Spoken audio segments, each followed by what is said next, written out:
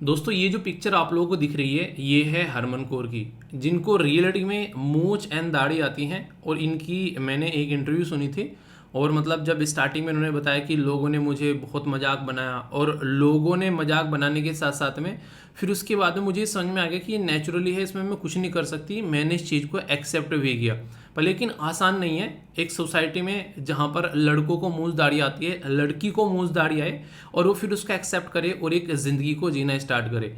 ये रियलिटी है और बहुत ही आप लोगों ने भी शायद इनके बारे में सुना होगा। मतलब एक तरीके से मूंछ दाढ़ी वाली लड़की और पता नहीं क्या क्या बोलकर बहुत सारी चीज़ें जो हैं सोशल मीडिया पर वायरल हुई इनके बारे में।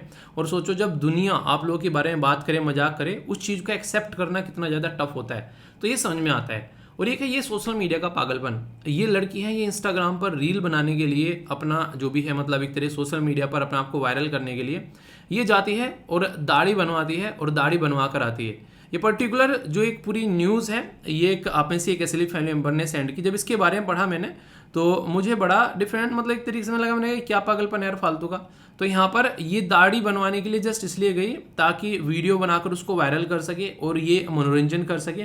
और ये जो नाई साहब है जो दाढ़ी बना रहे हैं, ये भी बनाते बनाते हंस रहे हैं, मुस्कुराते रहे कि ये क्या नौटंकी है। ठीक है, वीडियो देखना, इस वीडियो के पीछे एक गाना भी चल रहा है, वो मैं वीडियो शेयर कर दूंगा टेलीग्राम पर। गाना भी चल रहा है उसके पीछे और ये कैसे मतलब बनवा के एक तरीके से गर्व फील करके वहाँ से चलती हैं। ठीक है, तो ये आप लोग सोचो दोनों में कंपेयर कर मतलब इनका इंटरव्यू सुनोगे तो आप लोगों को रोना आ जाएगा। मतलब नहीं, स्टार्टिंग में कितना दुखी होता है इंसान। सब लड़कियां चाहती है एक जैसे कोई एक तरीके से कोई ऐसी लड़की हो कि मतलब जिसकी दाढ़ी आए। आप लोग सोचो जरा जरा सा रुआं सा आता है जहाँ मूंछ वाली जगह होती है, कई बार ऐसी लड़कियों की मजाक बन जाती है जिनका थोड़ा सा ज़्यादा आ जाता है वो। और सोचो जिस लड़कियों को प्रॉपर मूंछ दाढ़ी आए उसकी सोसाइटी में क्या किस तरह की कंडीशन बनेगी और किस तरीके से वो अपने आप को इस चीज़ के लिए ढाले और एक्सेप्ट करे कि सारी दुनिया की एक लड़की एक जैसे है, मतलब अलग तरीके की, और वो एक अलग तरीके की है। तो ये वाली चीज़ एक्सेप्ट करना, वो भी उस समाज के अंदर में जहाँ छोटी छोटी सी बात के ऊपर जो है मजाक बना देते हैं लोग, वहाँ पर ये, और एक साइड में यहाँ पर ये चीज़ें हैं। तो सोशल मीडिया पर आजकल पागलपन इतना मतलब देखता हूँ ना कई बार, कई सारी जो वीडियोस होती हैं, ठीक है यार इंटरटेनमेंट अपनी जगह सही है, पर लेकिन इंटरटेनमेंट की एक तरीके सीमा पार कर देना कई बार ऐसी चीज़ें आप लोगों को देखने को मिलेगी। मतलब कोई बच्चा रो रहा है, किसी को कोई दिक्कत हुई, कोई कहीं पर गिर गया, किसी को कोई एक्सीडेंट हो गया, सबसे पहले कैमरा, अरे कंटेंट मिल गया, कैमरा निकाल कर ले गया। वो वाली हरकतें आज के डेट में ज़्यादा देखने को मिल रही है एज़ कम्पेयर टू जो इंसान का इंसान के लिए जो एक लगाव होता है, जो प्यार होता है, वो सारी चीज़ें कहीं ना कहीं छूमंतर होती हुई नजर आ रही है। तो ये एक पर्टिकुलर जो वीडियो देखकर मुझे ये समझ में आया कि एक तरीके से कि कहीं ना कहीं एक और सबसे बड़ी बात पता है कि यहाँ पर जो इस तरीके से अच्छे खासे फॉलोअर भी ले रहे हैं उनके अंदर रेस्पॉन्सिबिलिटी भी नहीं है। आप लोगों ने देखा हो कल पंजाब वाली वीडियो किसी ने देखी हो जब मैंने शेयर की थी, उसमें मतलब ये कंडीशन आप लोग समझ सकते हैं कि सिचुएशन में आज की डेट में कहाँ लोग जाते जा रहे हैं। बाहर भी अगर जाओगे, इसीलिए मैंने कहा, एक बार एक बच्चा पूछ भी रहा था, ये बात थोड़ी सी डिफरेंट है, हालांकि इसके साथ में इसका कोरिलेशन करना सही नहीं लग रहा है यहाँ पर, फिर भी बता देता हूँ आप लोगों को। देखिए जो इंसान है ना आज की डेट में, जिसको सही तरीके से गाइड किया जा रहा है, सही तरीके से डायरेक्ट किया जा रहा है, वो अपनी इफिशिएंसी का सही इस्तेमाल कर रहा है। यहाँ पर मैक्सिमम 99% लोग जो हैं वो देखम देख आ रहे हैं। मतलब उनको लग रहा है कि हाँ ये कोई ऐसे इस तरीके से कर रहा है, क्यों ना हम भी कर लेते हैं। वो वाली चीज़ देखने को मिल रही है। टैलेंट का जो काम है वो बहुत कम आप लोगों को देखने को मिलेगा, देखम देख वाला काम ज़्यादा देखने को मिलेगा। पर लेकिन जहाँ पर देखम देख वाले आते हैं फिर वहाँ पर एक तरीके से लगे रहते हैं और कुछ अगर रिजल्ट भी नहीं आता है तो फिर ऐसी ऊल सूल हरकतें कर अपने आप को दुनिया के सामने लाने की कोशिश करते हैं। टैलेंट अगर किसी के पास में है, आप लोग देखो बहुत सारे ऐसी आज की में वीडियो वायरल होती है, कितनी प्यारी प्यारी स्टेचू बनाते हैं, कोई रेत से बना रहा है, कोई अलग अलग कलर से बना रहा है। एक बंदा है बड़ा ही गरीब है, वो कभी मतलब नेल पेंट से बनाएगा, कभी वो एक तरीके से मतलब नहीं किसी जैसे जामुन होती है खाने वाली, उनका रंग निकाल के लगा लिया। बंदे का नाम याद नहीं आ रहा है मुझे, मतलब कितने प्यार से वो एक तरीके से स्टेचू बनाता है। वो होता है टैलेंट एक तरीके से इंसान का। ठीक है, ऐसी एक लड़की है, वो अलग अलग पेंटिंग बनाती है, खुद की पेंटिंग बना के मिटो देना, अपने आप को खत्म एक तरीके से ना वो कर देना। वो कितनी प्यारी प्यारी पेंटिंग बनाती है, मुझे नाम याद नहीं आ रहा इन दोनों का। तो वो होता है टैलेंट और ये होता है पागलपन। और ये पागलपन जो इंसान को पता नहीं कहाँ पर ले जाके रोकेगा, ये आने वाले टाइम में देखने वाली बात होगी। चलिए जो भी है, ये अवेयरनेस के पॉइंट ऑफ व्यू से है कि हमेशा कोशिश करो यार, अपना जिस चीज़ में आप लोगों का टैलेंट है ना उसमें काम करने की कोशिश करो, उसमें लगे रहो, उसमें फिर रिजल्ट भी शानदार आते हैं। पर ये लेकिन ये वाली चीज़ें ये तो मतलब एक अलग ही लेवल की चीज़ें हो जाती हैं। चलिए आज है 6 अगस्त, आज का जो INA है इंपॉर्टेंट न्यूज एनालिसिस, जिसको प्यार से बैलेंस डाइट बोलते हैं, बहुत शानदार रहने वाला है। और आप लोगों के लिए आज जो है थोड़ा सा कुछ स्पेशल भी रहेगा। आज का जो डिस्कशन रहेगा काफ़ी अच्छे से हम लोग एंजॉय करेंगे। संडे है, संडे को फंडे बनाते हुए आगे बढ़ेंगे बहुत ही शानदार तरीके से। अगर कोई भी दिक्कत, कोई भी समस्या, कोई भी परेशानी हो तो बताना, उसको दूर किया जाएगा। और कैसा रहा ये सप्ताह आप लोगों का, अगला जो वीक था, अगला जो महीना था, उसका अगला सप्ताह था, कैसा रहा और कैसे आप लोग सोच रहे हो इस महीने को एंजॉय करने के लिए। क्योंकि देखिए अब देखते ही देखते साल जाने वाला है। अगर इस तरीके से आप लोग ढंग से यूटिलाइज नहीं करोगे, अपने ऊपर ध्यान नहीं करोगे, तो फिर ये ऐसे ही चला जाएगा। तो जरूरी है अपनी चीज़ों को ढंग से यूटिलाइज करना और उनके ऊपर काम करना, ठीक है। जैसे मैंने ये पर्टिकुलर वीडियो देखी थी, ये जो वायरल हुई बेसिकली यहाँ पर, इससे मुझे एक ये याद आ गई मुझे। मैंने कहा ये सही है इसके साथ में डिस्कस करने के लिए। मेहनत का नशा जो है कीजिए, बीमारी भी सफलता की लगेगी। मतलब ये जो फालतू की चीज़ें, इनसे दूर हटकर अपनी चीज़ पर, अपने टैलेंट पर मेहनत कीजिए। सचिन तेंदुलकर, धोनी साहब, रोनाल्डो साहब, कोहली साहब, APJ अब्दुल कलाम साहब, ये सारी चीज़ें आप लोग देखो, ये इंसान हुए जिनका एक पर्टिकुलर फील्ड में इंटरेस्ट था और उन्होंने उसके ऊपर मेहनत की, और आज की डेट में हम लोग बैठकर उनके बारे में बातें कर रहे हैं। तो वो वाली चीज़ें होती हैं इंसान को एक सही डायरेक्शन देने के लिए। आप लोग भी किसी न किसी एक ऐसे टैलेंट के धनी होंगे जो कि आप लोगों को बस पहचानना है और उसके ऊपर काम करना है, और उस काम को करिए जिसमें करने में आप लोगों का मजा आता है। मतलब कितने भी घंटे आप लोग उस काम को कर लो, आप लोगों को ये ना लगे आप लोगों ने काम कर लिया, फिर देखो जीने में कितना मजा आता है और उस चीज़ को भी कितने अच्छे से आप लोग कर पाते हो। लेकिन बहुत कम लोग हैं जो इस तरीके से चीज़ों को लेकर चलते हैं। फालतू की चीज़ों में ज़्यादा आज की डेट में चीज़ें इंडल्ज होती हैं, ठीक है। ये है बेसिक चीज़ें। इसी के साथ में जो सबसे इंपॉर्टेंट बात है, कल किस किस ने जो है टेस्ट दिया और टेस्ट में कितने नंबर आए ये जरूर बताना। क्योंकि जो टेस्ट थे, कल 2 टेस्ट आप लोगों को देखने को मिले थे जो वीकली टेस्ट में आते हैं, और आज जो 2 टेस्ट देखने को मिलेंगे वो होंगे आप लोगों के बिल्कुल यूपीएससी के बेस पर। एक होगा 9:30 बजे से 11:30 बजे तक, ये होगा आप लोगों का जीएस का। दूसरा होगा 2:30 बजे से, ठीक है, 2:30 बजे से 4:30 बजे तक एप्लीकेशन के ऊपर, ये होगा सीसेट का, ठीक है। इनको देने के बाद में अपना स्कोर जरूर बताना कि स्कोर कैसा रहा आप लोगों का और कैसे प्रिपरेशन आप लोगों की चल रही है। तो ये आप लोग जरूर देखेगा। और ये जो पर्टिकुलर टेस्ट है, इनको इस तरीके से मत लेना कि अगर नंबर कम आते हैं, नंबर कम नहीं आए, नंबर कम आ गए क्या हो गया।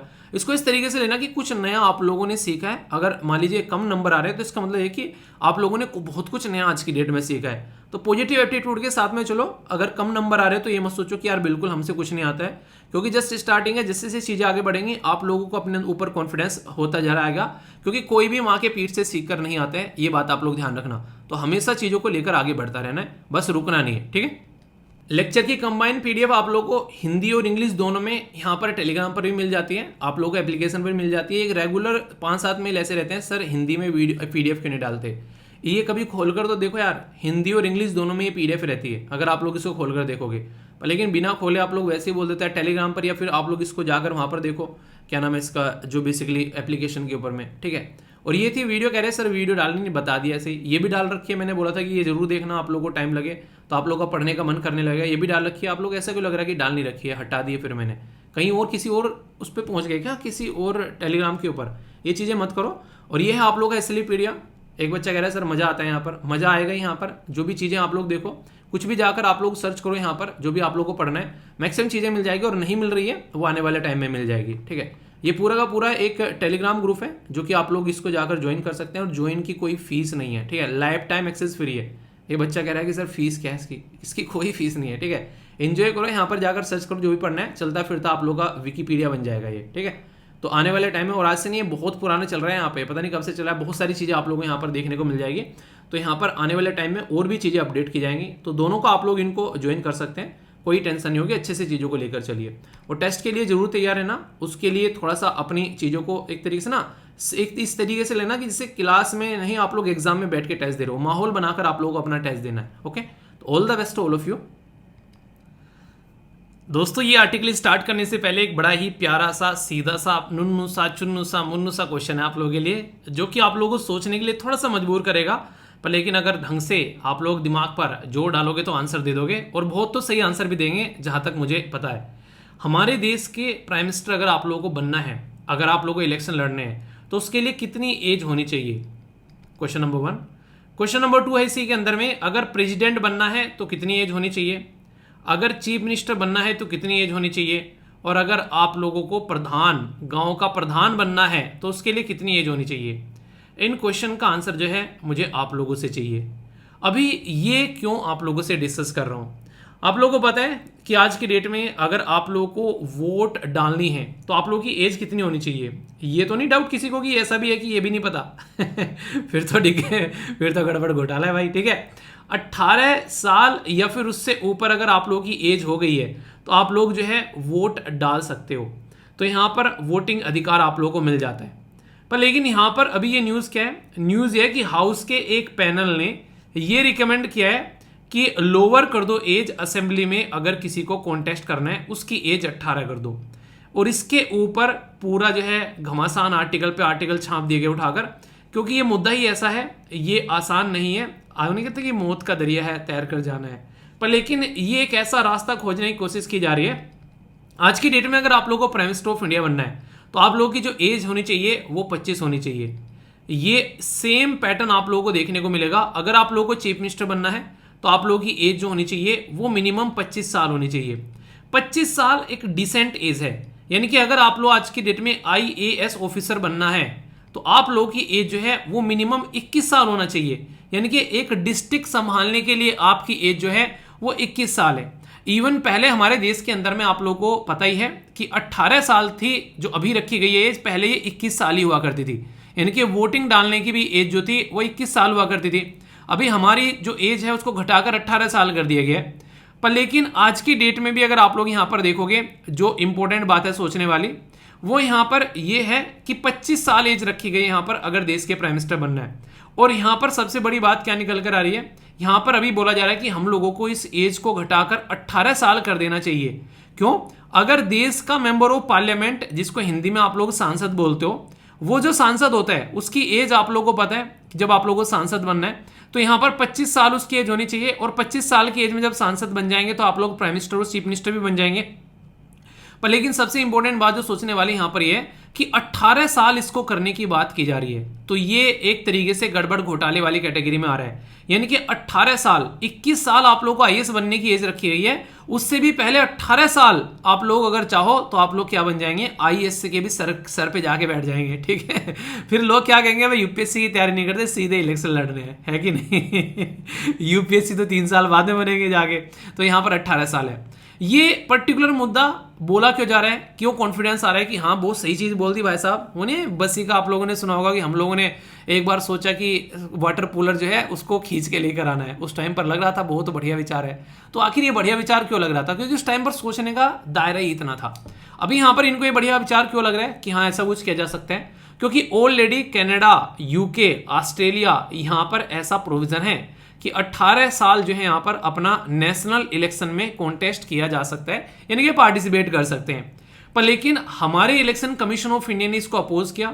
इलेक्शन कमीशन ऑफ इंडिया ने बोला कि एक ऐसा इंसान 18 साल का जो बच्चा है, आप लोग ये बोलते हो कि 18 साल से नीचे हर एक जगह हम क्या बोलते हैं कि बच्चा है, 18 साल का होते हुए इतना मैच्योर हो जाएगा कि वो एक कॉन्स्टिट्यूएंसी संभालेगा, लाखों लोगों का प्रतिनिधित्व करने का, इतनी मैच्योरिटी उसके अंदर में आ जाएगी।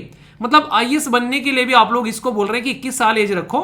यहां पर आप लोग एक 18 साल के बच्चे को आप लोग बैठाओगे तो क्या वो जिस तरीके से उसकी मैच्योरिटी लेवल होना चाहिए, जिस तरीके से उसका एटलीस्ट थोड़ा सा एक्सपीरियंस होना चाहिए, क्यों क्या वो अप टू द मार्क यहां पर रहने वाला है? 18 साल में तो कईयों की ग्रेजुएशन तक कंप्लीट नहीं होती है अगर ढंग से बोला जाए तो। समझ रहे हैं आप लोग यहाँ पर? तो क्या चाह रहे हैं, मतलब सारे 10वीं 12वीं पास जो है सारे पार्लियामेंट में जाकर बैठ जाएं? तो ये आप लोग देखो, कई सारे लोग यहाँ पर इसको क्या बोल रहे हैं, जैसे यहाँ पर ये आया तो इसके ऊपर कई सारे ट्विटर पर कमेंट होने लगे कि पॉलिटिशियन ये चाह रहे हैं कि 25 साल तक इनके बच्चों को वेट न करना पड़े अपने इलेक्शन लड़ने के लिए, 18 साल की एज में जो है इनको इलेक्शन में उतार दो। ये बेसिकली बोली जा रही है बात है। इससे आप लोग कितने सहमत हो कि ऐसा कुछ सोचा जा रहा है या फिर नहीं? आप लोग ही क्या राय है? तो इसको अगर आप लोगों से पूछा जाए क्या आप लोग इस बात को एक्सेप्ट करोगे या क्या होनी चाहिए आप लोगों के हिसाब से एज? तो यहां पर स्टैंडिंग कमेटी जो है personnel public grievance law and justice, उसके द्वारा यहां पर रिकमेंड किया गया कि 25 से घटाकर 18 कर दो, यानी कि 7 साल कम कर दो। अगर ये सारी बातें आप लोगों के सामने निकल कर आ रही है तो क्या इससे रिलेटेड हमारे संविधान में कुछ बातें लिखी हुई हैं कि हाँ ऐसी चीजें हैं, हम लोग 25 ही क्यों रख रहे हैं, हम लोग ये रख रहे हैं, इसके बारे में कहीं लिखा हुआ है क्या? जी हाँ, हमारा पवित्र संविधान जो कि हमारी एक सबसे प्यारी सी किताब है, उसमें ये सारी बातें मेंशन कर रखी हैं। अगर आप लोग इसको ढंग से जाकर पढ़ोगे, यहां पर बोला गया साफ साफ कि अगर लोकसभा यानी कि अपनी जो हमारी पार्लियामेंट है बेसिकली उसका लोअर हाउस जो है लोकसभा और असेंबली जो स्टेट के अंदर में होता है, अगर वहां पर आप लोगों को जाकर बैठना है, यानी कि लोगों के हाउस में जाकर बैठना है, यानी कि डायरेक्टली जनता के साथ में कनेक्ट होना है, तो 25 साल आपकी एज होनी चाहिए एटलीस्ट मिनिमम। ठीक है, 25 साल की एज में आप लोग देश के प्राइम मिनिस्टर या फिर राज्य के चीफ मिनिस्टर बन सकते हैं। ये पर्टिकुलर आप लोगों को संविधान में प्रोविजन देखने को मिलेंगे मिनिमम के। इसी के साथ में बात की जाती है राज्यसभा। राज्यसभा को अपर हाउस बोलते हैं, राज्यसभा को मैच्योर हाउस भी बोलते हैं। जिस तरीके से राज्यसभा है ऐसे ही स्टेट में क्या होता है, लेजिस्लेटिव काउंसिल होती है, वहां पर लेजिस्लेटिव असेंबली होगी जैसे कि यहां पर लोकसभा है, ऐसे यहां पर लेजिस्लेटिव काउंसिल होगी जैसे कि यहां पर राज्यसभा है। इसमें जो एज होनी चाहिए वो आप लोग की 30 साल एज होनी चाहिए अगर राज्यसभा के इलेक्शन लड़ना चाहते हो आप लोग। और इनके बारे में बकायदा आर्टिकल हैं। आर्टिकल 84B में बोला गया है इसके बारे में, लोकसभा वाले के बारे में, और आर्टिकल 173B में बोला गया है किसके बारे में, राज्यसभा वाले के बारे में। तो ये एक तरीके से बकायदा एक कॉन्स्टिट्यूशनल प्रोविजन है, यानी कि ये एक संवैधानिक मैटर है। अगर इसको चेंज करना है आप लोगों को कल को, तो संविधान के अंदर में चेंज आप लोगों को करना पड़ेगा। तो एक तो ये इंपॉर्टेंट बात होगी। दूसरा, यहां पर 18 साल जो है वो वोट डालने की एज है यहां पर। ठीक है, इसको लेकर भी कई बार कंट्रोवर्सी होती है कि यहां पर 18 साल वोट डालने की एज है, और अपना एक तरीके से जो लड़के की एज रख रखी है आप लोगों ने शादी करने की, वो 21 साल रख रखी है। यानी कि देश के लिए वो प्रतिनिधित्व चुन सकता है कि ये मेरा रिप्रेजेंटेटिव होना चाहिए 18 साल की एज में, पर लेकिन अपने लिए वो अपना लाइफ पार्टनर नहीं चुन सकता वो 18 साल की उम्र में। उसके लिए जो एज आप लोगों ने रख रखी है वो 21 साल रख रखी है यहाँ पर। तो उसके बारे में भी कई बार यहाँ पर कंट्रोवर्सी होती है। लड़की की एज 18 साल का रखी है, उसको अभी कई बार बात बोली गई कि एटलीस्ट 21 साल कर दो। उसके पीछे क्या रीजन था कि एटलीस्ट अपनी ग्रेजुएशन तो कंप्लीट कर लेगी वो लड़की। आप लोग खुद सोचें, यहाँ पर कई सारे बच्चे जब यूपीएससी का फॉर्म आता है, ये बकायदा मैसेज आते हैं कि सर हम फॉर्म भर सकते हैं क्या, हम अभी ग्रेजुएशन में हैं। ठीक है, यहाँ पर सोचो सारे के सारे 12वीं पास जो है वो आप लोगों को पार्लियामेंट में बैठे मिलेंगे। मतलब यहाँ पर ये कंडीशन आप लोगों के सामने निकल कर आती है। आर्टिकल 326 में ये जो पर्टिकुलर एज है इसके बारे में अगर आप लोग देखोगे, वोटिंग एज के बारे में बातें की जाती है। इसके बारे में कुछ और बातें अगर मैं बेसिक आप लोगों को बताऊं, जैसे मिनिमम एज वोटिंग की पहले हमारे देश के अंदर में 21 साल हुआ करती थी, पर लेकिन फिर इसको आगे 1988 में इसको घटाकर 18 साल कर दिया, यानी कि 3 साल का रिलैक्सेशन दे दिया। अब आप लोग ये सोचो, पहले 21 साल का वेट करना होता था, उसके बाद में जाकर आप लोग जो है बेसिकली क्या कर सकते हो, आप लोग जो है यहाँ पर एक वोट डालने का अधिकार आप लोगों को मिल सकता था 21 साल तक। अब ये अधिकार आप लोगों को 18 साल की उम्र में मिल गया। तो इसका मतलब पहले जो यहाँ पर अभी 3 साल का गैप आया, तो बहुत सारे लोग ऐसे थे जो उस टाइम पर जिनको वोटिंग का अधिकार मिला, और ज्यादा लोगों ने यहाँ पर पार्टिसिपेट करना स्टार्ट किया। ये सारी चीजें जो थी आर्टिकल 326 में है यहाँ पर लेकिन जब ये किया गया तो ये ऐसा नहीं था कि रैंडमली हो गया। ये 61 कॉन्स्टिट्यूशन अमेंडमेंट यानी कि 61वां संविधान में संशोधन किया गया था 1988 में, तब जाकर यहां पर इसको लाया गया और फिर आगे चलकर मार्च 1989 में इसको इंप्लीमेंट किया गया। तो ये एक सिस्टमेटिक प्रोविजन के थ्रू हुआ यहां पर। तो 61 कॉन्स्टिट्यूशन अमेंडमेंट जो संविधान में किया गया, इसको ऑफिशियली द कॉन्स्टिट्यूशन 61st ये अमेंडमेंट 1988 के नाम से जानते हैं। तो याद रखना, इसने हमारे संविधान के अंदर में एज जो थी उसको घटाकर 21 से 18 कर दिया था। अब इसी एज पर ये चाहते हैं कि इलेक्शन जो है लड़ने वो भी यहां पर स्टार्ट कर दिया जाए। तो आप में से कितने सहमत हैं, कौन कौन को लग रहा है कि ऐसा कुछ होना चाहिए? अगर होना चाहिए तो यस बताइए, अगर नहीं होना चाहिए तो नो बताइए, और नो का रीजन क्या है ये भी आप लोगों को बताना है। तो देखता हूं कौन सही आंसर देता है। चलिए, एक बड़ा ही प्यारा सा क्वेश्चन भी है, देखता हूं कौन इसका सही आंसर देता है। अच्छे से अटेम्प्ट करिए। स्टेटमेंट है 3 आप लोगों के सामने और ढंग से आप लोग इनको पढ़िए। बोला गया कि presently the minimum as of contesting the Lok Sabha and assembly election, ये 21 साल है हमारे देश के अंदर में। दूसरा बोला गया to become the member of Rajya Sabha और state legislative council the minimum age is 25। और इनके बारे में जो प्रोविजन है वो आर्टिकल 84 में है और इसी के साथ में आर्टिकल 173 में है। तो कौन सी स्टेटमेंट यहां पर करेक्ट है? 1 2 2 3 1 3 या ओनली 3? सही आंसर क्या आप लोगों के हिसाब से? आप लोग इसको अटेम्प्ट करिए। तो बहुत ही तसल्ली में ये सारी चीजें अभी आप लोगों को बताई है, तो कोई डाउट नहीं होना चाहिए वैसे जिस तसल्ली में आप लोगों को पढ़ाया। तो यहाँ पर सारी की सारी बातें आप लोगों के सामने है, बिल्कुल क्रिस्टल क्लियर।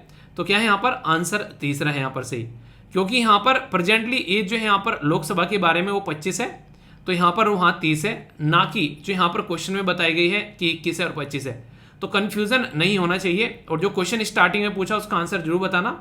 हमारे देश के अंदर में अगर आप लोगों को 4 पोस्ट पर जाना है तो चारों पोस्ट के, हालांकि आप लोगों को आधा तो बता ही दिया अब तो कन्फ्यूजन कम से कम नहीं होना चाहिए, ठीक है। फिर भी कोई कन्फ्यूजन होगा तो उसको दूर किया जाएगा, बताना जरूर, ओके। एक चीज फील कर रहा हूं मैं यहाँ पर आंसर राइटिंग ग्रुप के अंदर में, कई सारे बच्चे ऐसे हैं जो बहुत ही प्यारा आंसर लिख रहे हैं, उनका तो सही है, अपने आप तसल्ली में लिख रहे हैं। क्योंकि मैंने कल जब यहाँ पर क्वेश्चन पोस्ट किया तो ये चीज मैंने चेक करने की कोशिश की कि क्वेश्चन पोस्ट करने के बाद में जो डेमो आंसर है वो मैंने लगभग 3 से 4 घंटे बाद पोस्ट किया, ठीक है। तो यहाँ पर जो क्वेश्चन आंसर दिए गए वो लगभग बहुत सारे बच्चों के द्वारा शानदार तरीके से अपना आंसर दिया गया, तो मुझे काफ़ी अच्छा लगा। और फिर देखो यहाँ पे सबसे बड़ी बात क्या है, जब आप लोग किसी क्वेश्चन का आंसर दे रहे हो उसके बाद में बहुत सारे बच्चे जो हैं एक दूसरे का आंसर जो है वो रिव्यू भी कर रहे हैं, तो ये वाली चीज़ अच्छी लगी। पर लेकिन फिर भी कई सारे बच्चे हैं कि सर मेरा कोई आंसर रिव्यू नहीं कर रहा है, आंसर आपका रिव्यू नहीं कर रहा है, तो ये वाला आप लोगों के पास में ये डेमो आंसर है, ये इसीलिए तो है। अभी यहाँ पर आप लोगों को और भी क्वेश्चन आप लोगों को देखने को मिलेंगे, उनके आंसर देखने को मिलेंगे। जैसे और भी टीचर बोल रहे थे कि सर बताइए कैसे कैसे करना है, तो अभी आप लोगों को हिस्ट्री या फिर जो भी आप लोगों के जो लेक्चर चल रहे हैं, ठीक है, एप्लीकेशन के ऊपर, उनके भी आंसर आप लोगों को यहाँ पर उनके भी आप लोगों को देखने को मिलेंगे। तो अच्छे से इनको एंजॉय करते रहिए। तो अगर कोई आप लोगों का चेक नहीं कर रहा है तो उसके लिए टेंशन मत लीजिए, ये डेमो आंसर इसीलिए है, ठीक है। और ये नहीं कि सारे के सारे, एक बच्चा ने बड़ी एक इंटरेस्टिंग और बात बोली, जैसे मैं यहाँ पे लिखता हूँ ना, यहाँ पे आप लोगों को मतलब एक तरीके से जो प्रोवाइड कराए जाते हैं, एक बच्चा कह रहा है कि सर ये लिख दे करो, ठीक है। तो यहाँ पर ये देखो 40 शब्द है, यहाँ पर ये 170 शब्द है, यहाँ पर ये 40 शब्द है, मतलब इंट्रोडक्शन जो है 40 शब्द में देना है, बॉडी जो है 170 में, और कंक्लूजन जो है 40 शब्द में। तो एक बच्चा क्या कह रहा है यहाँ पर, बच्चा ये कह रहा है कि यहाँ पर सर यहाँ पर आप देखिए बोल तो रहे हैं 40 शब्द पर, लेकिन खुद ही देख लीजिए यहाँ पर जो बॉडी पार्ट है उसमें क्या 40 शब्द में है ये यार मैं थोड़ी ना यहाँ किसी को एक तरीके से आंसर दिखाने के लिए यहाँ पर ये सारी चीज़ें करवा रहा हूँ। अगर जो 5 पर्सन यहाँ पर लिख रहा है वो बाकायदा मैन से लिखा हुआ बंदा है, उसको बोलूँगा अगर यहाँ पर, तो वो इनको 150 शब्द में निपटा देगा आराम से, 170 शब्द में निपटा देगा। पर लेकिन यहाँ पर आप लोग को एक ऐसा आंसर देने की कोशिश की जा रही है। देखिए यहाँ पर जो पॉइंट्स हैं आप लोग खुद देखें, यहाँ पर लीगल इशू क्या है एडवर्टीजमेंट के, ठीक है, ये यहाँ पर 6 पॉइंट दिए गए हैं, ठीक है। एथिकल इशू क्या है इसके, वो दिए गए हैं। बेस्ट प्रैक्टिस क्या है इसकी, वो दी गई है, ठीक है। फिर कंक्लूजन दिया गया है। तो ये सारी चीजें ऐसी नहीं कि आप लोगों को उतना ही सब कुछ वहां पर लिखना है। आप लोगों को मैं मान लिया आप लोगों को 10 चीज पढ़ाई मैंने, अब 10 की 10 थोड़ी ना याद रह जाएगी। एग्जाम में अगर 5 भी याद रहेगी तो भी बल्ले बल्ले है, बहुतों को एक आधी याद रहती है। तो यहाँ पर एक्स्ट्रा चीजें इसलिए डाली जाती है कि जब आप उसको पढ़ने बैठो यहाँ पर, तो एटलीस्ट कुछ चीजें आप लोग की याद रह जाएं। तो यहाँ पर एक्स्ट्रा चीजें आप लोगों को दी जाती है। जैसे जजमेंट के बारे में मैंने बात की थी, तो वहाँ पर सुप्रीम कोर्ट का जजमेंट था, वहाँ पर तो 10-12 जजमेंट वहाँ पर आप लोगों के लिए दे दिए गए थे, वो बहुत ही शानदार तरीके से। यहाँ पर देखिए, तो ये थोड़ा ना कि 10 के 10 लिखने आप लोगों के इन्वायरमेंट फ्रेंड के बारे में, 10 के 10 लिखने नहीं है, 5 भी अगर आप लोगों के याद रह जा रहे हैं, आप लोगों ने अपना आंसर जस्टिफाई कर दिया। और फिर जब मैंने उसको पढ़ा था, मैंने बोला कि यार इसमें एक कॉन्स्टिट्यूशनल प्रोविजन भी दे देते, तो यहाँ पर उन्होंने बोला कि सर ये पता नहीं कैसे छूट गया था, तो फिर इसको एडिट करके इसमें कॉन्स्टिट्यूशनल प्रोविजन भी डाल दिए गए थे अलग से, कि कौन कौन से कॉन्स्टिट्यूशन के अंदर प्रोविजन है जो इन्वायरमेंट को प्रोटेक्ट करते हैं। ये बाद में ऐड किया गया, जब डेमो आंसर दिया गया था ये ऐड नहीं किया गया। तो एक्स्ट्रा चीजें एक तरीका चलता फिरता आप लोगों का ये भी विकीपीडिया टाइप का हो जाएगा, क्योंकि जब सर्च करोगे ना किसी चीज के बारे में, तो यहाँ पे भी सारी चीजें आप लोगों को सर्चेबल में आएंगी। नहीं तो एक करंट अफेयर टाइप में आप लोगों का ये कॉम्बिनेशन बनता जा रहा है, ठीक है। तो ये आप लोग देख लेना। इसमें कई सारे बच्चे पूछ रहे हैं कैसे जाना है, टेलीग्राम पर जाना है, आराम से आप लोग इसमें जाकर इसके अंदर कनेक्ट हो सकते हैं। ये लाइफ टाइम एक्सेस है आप लोगों की, इसमें जब भी आप लोग का जब तक सिलेक्शन होता है, मैं तो कहूँ 1 साल के अंदर ही हो जाए, तो आप लोग यहाँ पर अपने आंसर जो है लिख लिख कर पोस्ट कर सकते हैं, ठीक है। तो ये बहुत ही एक नॉमिनल प्राइस रखा गया इसका, क्योंकि इतने में तो सामने जो इंसान काम कर रहा है उसकी सैलरी भी नहीं जाएगी। अगर उसको हर महीने सैलरी देनी है जब तक आप लोग यहाँ पर रहो, और यहाँ पर एक बंदा नहीं है, अभी फिलहाल जो है फिलहाल 2 बंदे लगे हुए हैं, ठीक है। एक करंट प्रोवाइड कराएगा, दूसरा स्टैटिक के प्रोवाइड कराएगा, और आने वाले टाइम में और भी इसमें लगेंगे कई सारी चीज़ों के लिए और एक्स्ट्रा जो चीज़ें आएंगी। तो इसको एंजॉय करिए यार, अपना जो चीज़ें प्रोवाइड करा रखी है उसको अच्छे से लेकर चलिए, ठीक है। अगर फिर भी कोई डाउट हो तो बताना। दोस्तों अक्सर आप लोगों ने सुना होगा यार वो डॉक्टर ना बड़ा शानदार है, भाई साहब नब्ज पकड़कर बता देता है कि बीमारी क्या है। ऐसे ही अगर आप लोग बीमारी जानना चाहते हैं किसी देश के अंदर में कि किस तरीके से वो देश जो है परफॉर्म कर रहा है, उसकी परफॉर्मेंस के बारे में अच्छा कर रहा है फिर बुरा, तो सबसे शानदार इंडिकेटर है वो है PMI। जी हाँ, ये PMI जो है उस देश की बीमारी आप लोगों को बताएगा कि बीमारी है या फिर वो हेल्दी है। तो ये आप लोगों को इंडिकेटर वो सारी चीज़ें बताएगा जो नॉर्मली रिक्वायर होती हैं उस देश की एक्टिविटी को कहीं ना कहीं ट्रैक करने के लिए। ये जो इंडेक्स है इसकी अच्छी बात यह है कि एक बार तैयार कर लो और फिर भाई साहब मजे लो, ठीक है, फिर हरि के भजन गाओ। क्यों? क्योंकि हर महीने आता है, क्यों ना एक बार बैठकर इसको तैयार कर लिया जाए। तो आज बिल्कुल मैं ऐसे ही आप लोगों को पढ़ाऊंगा ये टॉपिक, ताकि फ्यूचर में जब भी आप लोगों के सामने हर महीने ये टॉपिक आएगा तो आप लोगों को पता रहेगा ये तो वही है जो पहले महीने भी पढ़ा था, अरे वही वाली बातें सारी, ठीक है। तो कहीं भी टॉपिक देखोगे तो माइंड में बिल्कुल क्लैरिटी आएगी। बहुत ही आसान शब्दों में बहुत ही प्यार से ऐसे समझाएंगे कि आप लोगों का सुन के आर्टिकल को मजे आ जाएंगे। इकोनॉमी के साथ में GS पेपर 3 के साथ साथ में आप लोग इसको कनेक्ट कर सकते हैं अभी न्यूज़ में क्यों है, क्योंकि अभी एक नया मंथ स्टार्ट हुआ है जिसको बोलते हैं अगस्त। तो अगस्त का महीना स्टार्ट हुआ है, तो जैसे आप लोग अपने पिछले महीने का ट्रैक रिकॉर्ड रखते हैं कि पहले महीने में कितनी पढ़ाई की, कहाँ पर हम लोगों ने टाइम वेस्ट किया, कहाँ पर इन्वेस्ट किया, तो किस तरीके से आगे हम लोग को लेकर चल रहे हैं, आप लोग अपने आप को चेक करते हैं, टेस्ट वगैरह देकर अपनी पढ़ाई को आप लोग चेक करते हैं। ऐसे ही यहाँ पर ये पीएमआई काम करता है। पहले तो फुल फॉर्म ही जान लो, इसको बोलते हैं क्या, इसको बोलते हैं परचेजिंग मैनेजर इंडेक्स। तो शॉर्ट फॉर्म में इसको पीएमआई बोलते हैं, ठीक है, याद रख सकते हैं, प्राइम मिनिस्टर ऑफ इंडिया, ठीक है मजाक कर रहा हूं, वैसे याद रख लेना, ठीक है।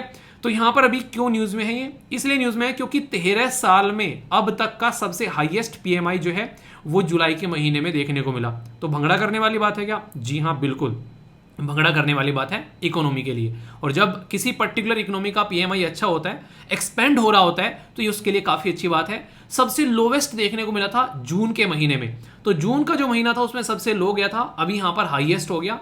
अगर इस डेटा को आप लोग ट्रैक करना चाहते हैं तो बड़ा ही प्यारा सा एक मैप है आप लोगों के सामने, जो कि अक्टूबर 2022 से लेके जुलाई 2023 तक का ये पीएमआई दिखा रहा है। आप लोग देख लो उठाकर, पिछले महीनों का अगर पीएमआई देखोगे तो अब तक का सबसे हाईएस्ट पीएमआई आप लोगों को जुलाई के महीने में, जो कि कितना है, ये है 62.3, यानी कि 62.3, यानी कि 62.3, ये आप लोगों को देखने को मिल रहा है। तो इसमें किस किस तरीके से क्या क्या परफॉर्मेंस निकल कर आ रही है, तो इस टॉपिक के बारे में अभी मैं आप लोगों से बात करूंगा।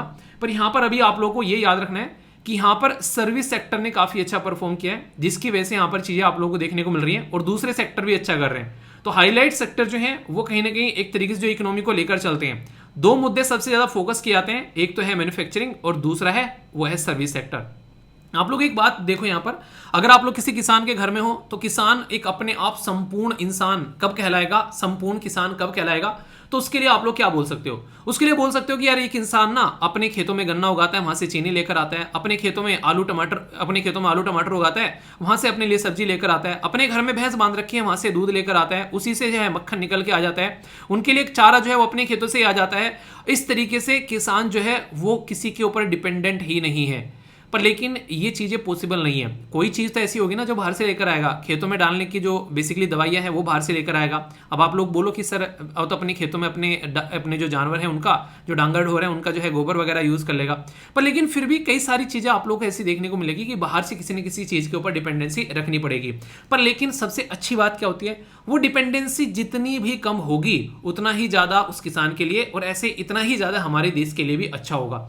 तो ये पीएमआई जो है ये कहीं ना कहीं हम लोगों को बताता है कि हम लोग कहाँ कहाँ पर लैग कर रहे हैं और कैसे हम लोग उसको अच्छे से लेकर चल सकते हैं। तो इसको कुछ कैलकुलेट करने का कोई फॉर्मूला भी होगा, जी हाँ बिल्कुल अच्छे से समझाएंगे, और ऐसे समझाएंगे कि आप लोग भी कैलकुलेट करके खुद दूसरों को बताएंगे। क्या है नाम है PMI, purchasing manager index. Purchasing manager index में एक बड़ा ही प्यारा सा कैलकुलेशन किया जाता है, वो क्या है कि 0 से लेके 100 के बीच में इसको काउंट करते हैं। मतलब क्या हो गया, मतलब यहां पर ये हो गया कि न्यूट्रल जो आ गया वो हो गया 50, यानी कि 50 से ऊपर अगर आप लोग जा रहे हैं तो इसका मतलब क्या है, एक्सपेंड कर रहे हैं। उन्हें कह रहे हैं कि भाई साहब चादर फैला रहा है, पैर फैला रहा है। आप लोगों ने अक्सर सुना होगा कि चादर इतनी पैर इतनी फैलाओ जितनी चादर हो। कई लोग ऐसे होते हैं भाई साहब चादर में से पैर, मतलब चादर को फाड़ कर पैर फैलाते हैं और वो दुनिया पर राज करते हैं। तो ये फालतू की जो कहावत होती है उनको ऐसी जगह लगाओ जहां पर नेगेटिव चीजें हो, ठीक है, कि वहां पर लगाना चाहिए कि ताकि नेगेटिव चीजें ज्यादा ना बढ़े। पॉजिटिव चीजों में तो खूब फाड़ो यार चादर, खूब पैर फैलाओ अपने। तो अगर यहाँ पर एक्सपेंड हो रही हैं चीजें तो इसका सीधा सीधा मतलब क्या हो गया, सीधा सीधा मतलब यहाँ पर ये हो गया कि हमारी जो इकोनॉमी है वो एक्सपेंड हो रही है। तो यानी कि 50 से ऊपर अगर जा रहा है तो एक्सपेंशन हो रहा है। इसीलिए मैंने बोला कि यहाँ पर जब आप लोगों को यहाँ पर अच्छा खासा बढ़ के, अभी यहाँ पर आप लोगों ने देखा कितने अच्छे से बढ़ जा रही है चीजें, तो इसके चलते आप लोगों का पीएमआई जो है वो अच्छा खासा निकल कर आ रहा है, ठीक है। तो यहाँ पर इससे आप लोग अंदाजा लगाइए। पर लेकिन इसी के अपोजिट में अगर यहाँ पर रीडिंग जो 50 है, इसका मतलब है कि कोई चेंज ही नहीं है, यानी कि 50 बीच में रख दिया इन्होंने, तराजू हो गई भाई साहब, इधर जाना है इधर जाना है। ऐसे ही पीएमआई जो है अगर ज्यादा निकल कर आते हैं तो ये क्या मतलब हो गया, ये एक तरीके से अगर पीएमआई जो है अब के महीने का अगर ज्यादा है पिछले महीने के कंपेयर में तो एक्सपेंड हो रहा है, और अब के महीने का कम है अगर पिछले महीने के कंपेयर में तो कॉन्ट्रैक्ट हो रहा है। तो यहां पर अगर आप लोगों को देखने को मिलेगा तो कॉन्ट्रैक्शन का मतलब क्या हो गया कि हमारे देश में जो इकोनॉमिक एक्टिविटी थी उस लेवल पर नहीं हो रही है यार, जिस लेवल पर होनी चाहिए थी। यार मजा नहीं आ रहा है यार इकोनॉमी का जीने में, ठीक है। बीमारी हो गई, खांसी नजला जुकाम हो गया, उसको बुखार हो जाएगा अगर यार काम नहीं करोगे तो इस तरीके से जरूरी है उसके लिए काम करना। अच्छी बात क्या होती है, जैसे आप लोग अगर आज की डेट में कोई टेस्ट लगाते हैं तो आप लोग को पता है कि हाँ यार ये ना ये वाला नंबर ना, ये वाला पेपर ना, ये वाला पोर्सन ना, ये वाली चीज ना कम रह गई, इस पे काम करना है। तो ऐसे ही जब यहाँ पर कोई इंडेक्स निकल कर आता है तो फ्यूचर में जो हमारे बिजनेसेस होते हैं उनकी एक तो कंडीशन बताता है, उनको डिसीजन लेने में हेल्प करता है। यानी कि आप लोगों ने अब की बार जो है पॉलिटी के अंदर में, इकोनॉमी के अंदर में या फिर हिस्ट्री के अंदर में अच्छे मार्क्स नहीं लाए, तो आप लोगों को पता है इस पे ज्यादा फोकस देना है अब की बार। ऐसे ही यहाँ पर डिसीजन मेकर अपने डिसीजन बनाते हैं, एनालिसिस करते हैं और इन्वेस्टर इन्वेस्ट करते हैं उसी फील्ड में जहां पर पीएमआई की वजह से अच्छी परफॉर्मेंस आप लोगों को देखने को मिल रही है। तो पीएमआई एक तरीके से आप लोग बोल सकते हैं भविष्यवाणी करता है, दूसरों के लिए पंडित है पीएमआई, भविष्यवाणी करके बताता है कि तुम्हारा फ्यूचर कैसा रहने वाला है अलग अलग सेक्टर का। तो इस तरीके से आप लोग यहाँ पर इसको समझ सकते हैं कि बहुत ही इंपॉर्टेंट है, कॉन्ट्रैक्शन या एक्सपेंड कैसे कैसे हो रहा है उसके बेसिस पर सारी चीजें जो हैं वो चेक की जाती है इस पर्टिकुलर पीएमआई के द्वारा। तो बड़ी ही प्यारी सी चीज है। अब यहाँ पर कई सारे लोग जो है नाम को देखकर कंफ्यूजन में आ जाते हैं, ठीक है। नाम रख रखा है, भाई का नाम हो गया कि एक तरीके से अमीर दास है, पर लेकिन क्या है कि भाई साहब दिन के 100 रुपए कमाता है तो है गरीब दास। तो नाम पे मत जाना, यहाँ पर इसके अंदर में आप लोगों को दोनों चीजें देखने को मिलती हैं, यानी कि आप लोगों को सर्विस भी देखने को मिलती है और इसके अंदर में आप लोगों को मैन्युफैक्चरिंग भी देखने को मिलती है। तो यहाँ पर अगर बात करें, जिसको समझ में नहीं आता है सर्विस क्या होती है, जैसे मैन्युफैक्चरिंग क्या होती है, आप लोग कोई भी प्रोडक्ट मैन्युफैक्चर कर रहे हैं, जैसे मैं आप लोगों को उदाहरण के तौर पर बताऊं, जैसे आप लोग आज की डेट में अगर एप्लीकेशन के ऊपर जाकर आप लोग टेस्ट देते हैं, ठीक है, तो टेस्ट अगर आप लोग देते हैं तो वो जो टेस्ट आप लोगों ने दिया या फिर जो ये लेक्चर है अगर इसकी पीडीएफ आप लोगों को डाउनलोड करनी है तो वो क्या हो गई, वो डाउनलोड आप लोगों के हाथ में नहीं आएगी, आप लोगों के मोबाइल में आएगी या फिर आप लोगों के लैपटॉप में आएगी।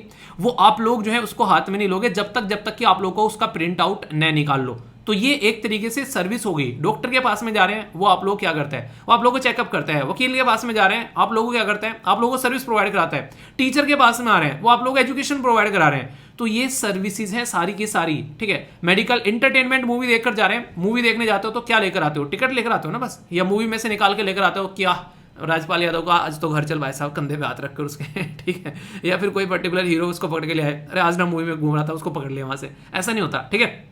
तो ये सारी सर्विसेज है।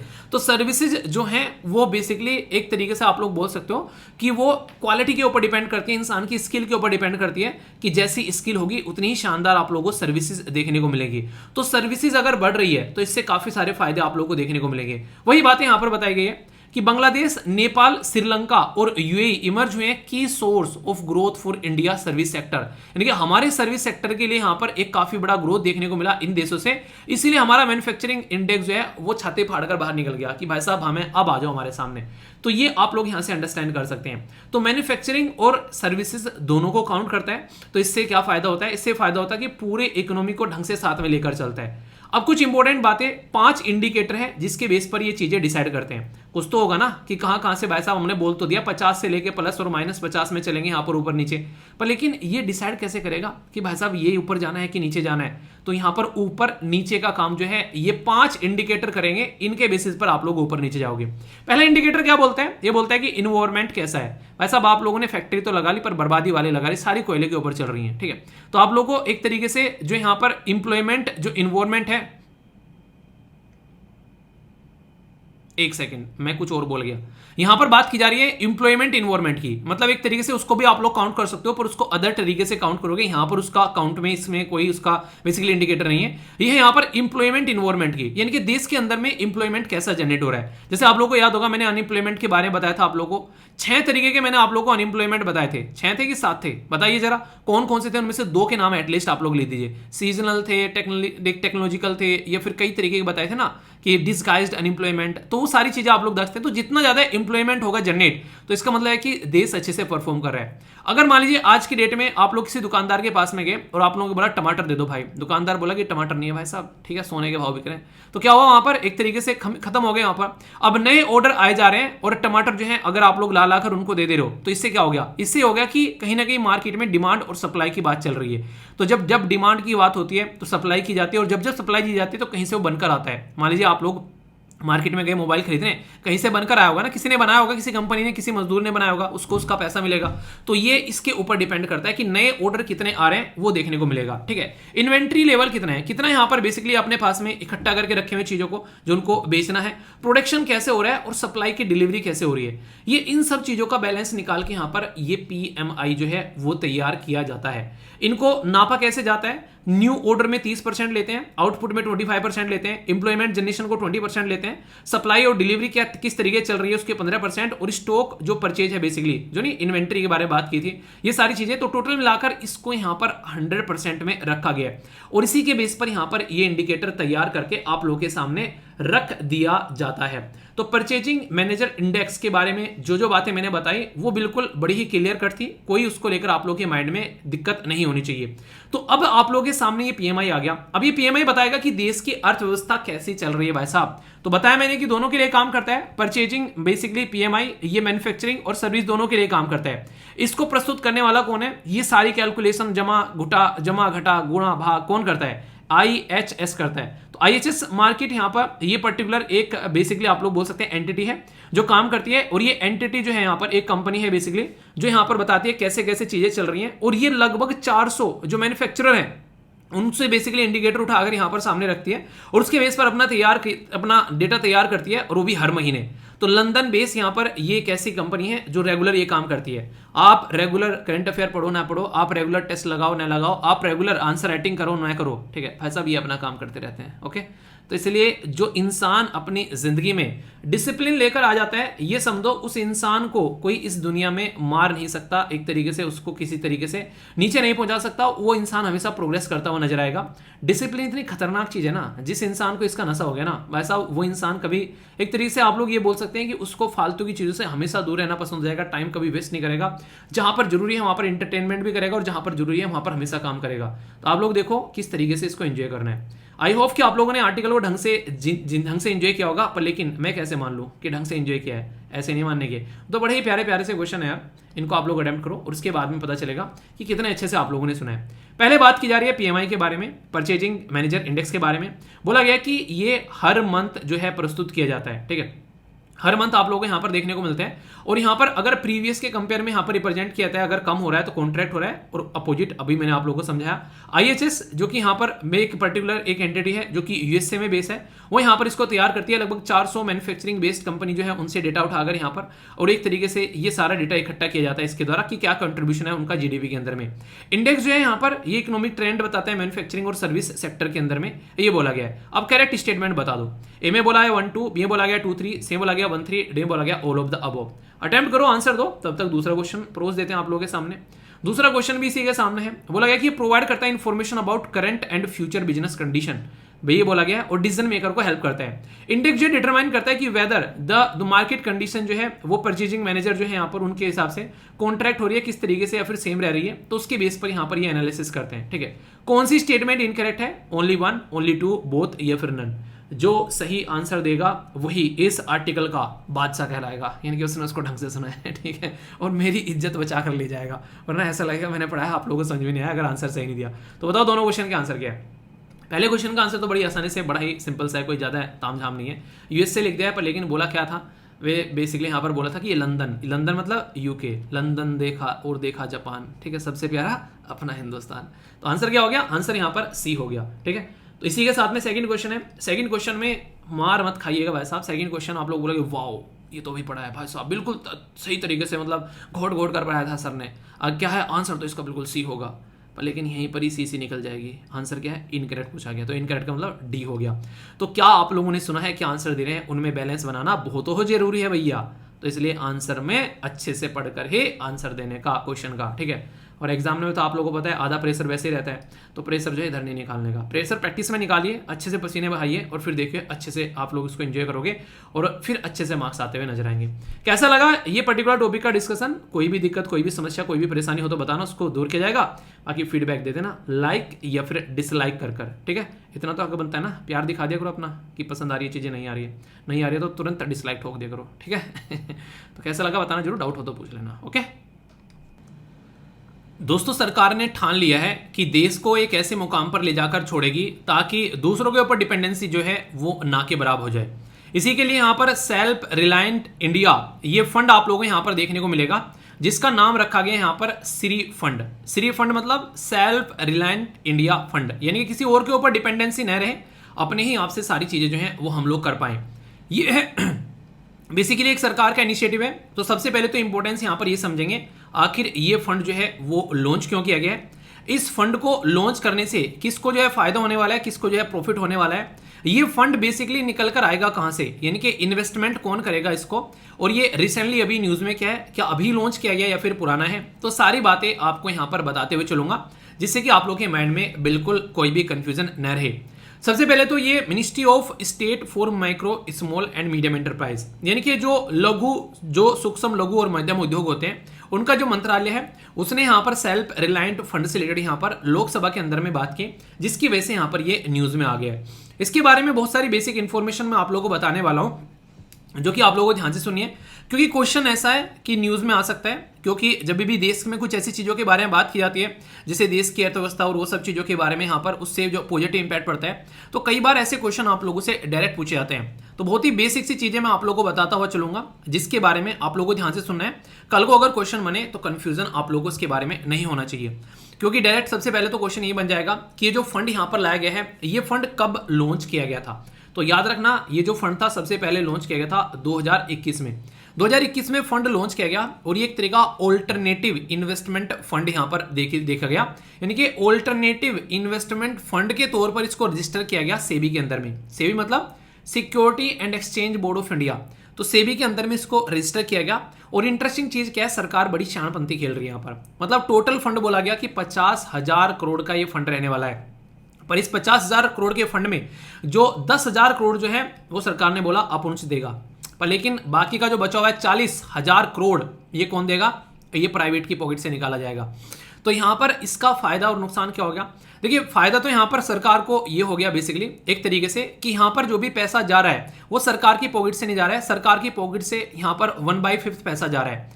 नुकसान यहां पर ये हो गया कि अब ये पैसा जो प्राइवेट वाले लगाएंगे उस पर प्रॉफिट भी आएगा, तो प्रॉफिट भी यहां पर प्राइवेट वालों को ही जाएगा, वो सरकार की पॉकेट में नहीं जाने वाला है। तो यानी कि जो पैसा इन्वेस्ट करेगा उसी को प्रॉफिट जाएगा। तो आप लोग ऐसा इसको समझ सकते हैं।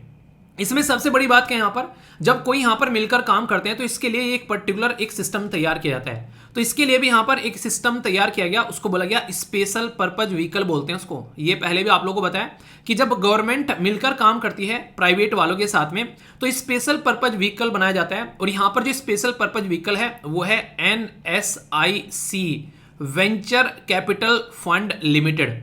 ये NSIC एक फुल फॉर्म है, किसकी है अभी बताएंगे, वेंचर कैपिटल फंड लिमिटेड। तो यहां से निकल कर आएगा बेसिकली, आप लोग इसके बारे में याद रखिएगा।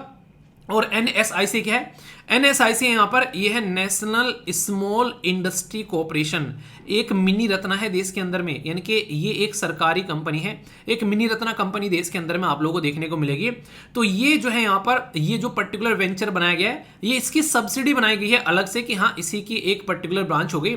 ये एक तरीके से 100% सब्सिडी है यहाँ पर NSIC यानी कि नेशनल स्मॉल इंडस्ट्री कॉर्पोरेशन की, और ये यहाँ पर फंड प्रोवाइड कराएगी, ये पूरे सिस्टम को मैनेज करके चलेगी, जिसमें सरकार और प्राइवेट दोनों मिलकर काम कर रहे हैं।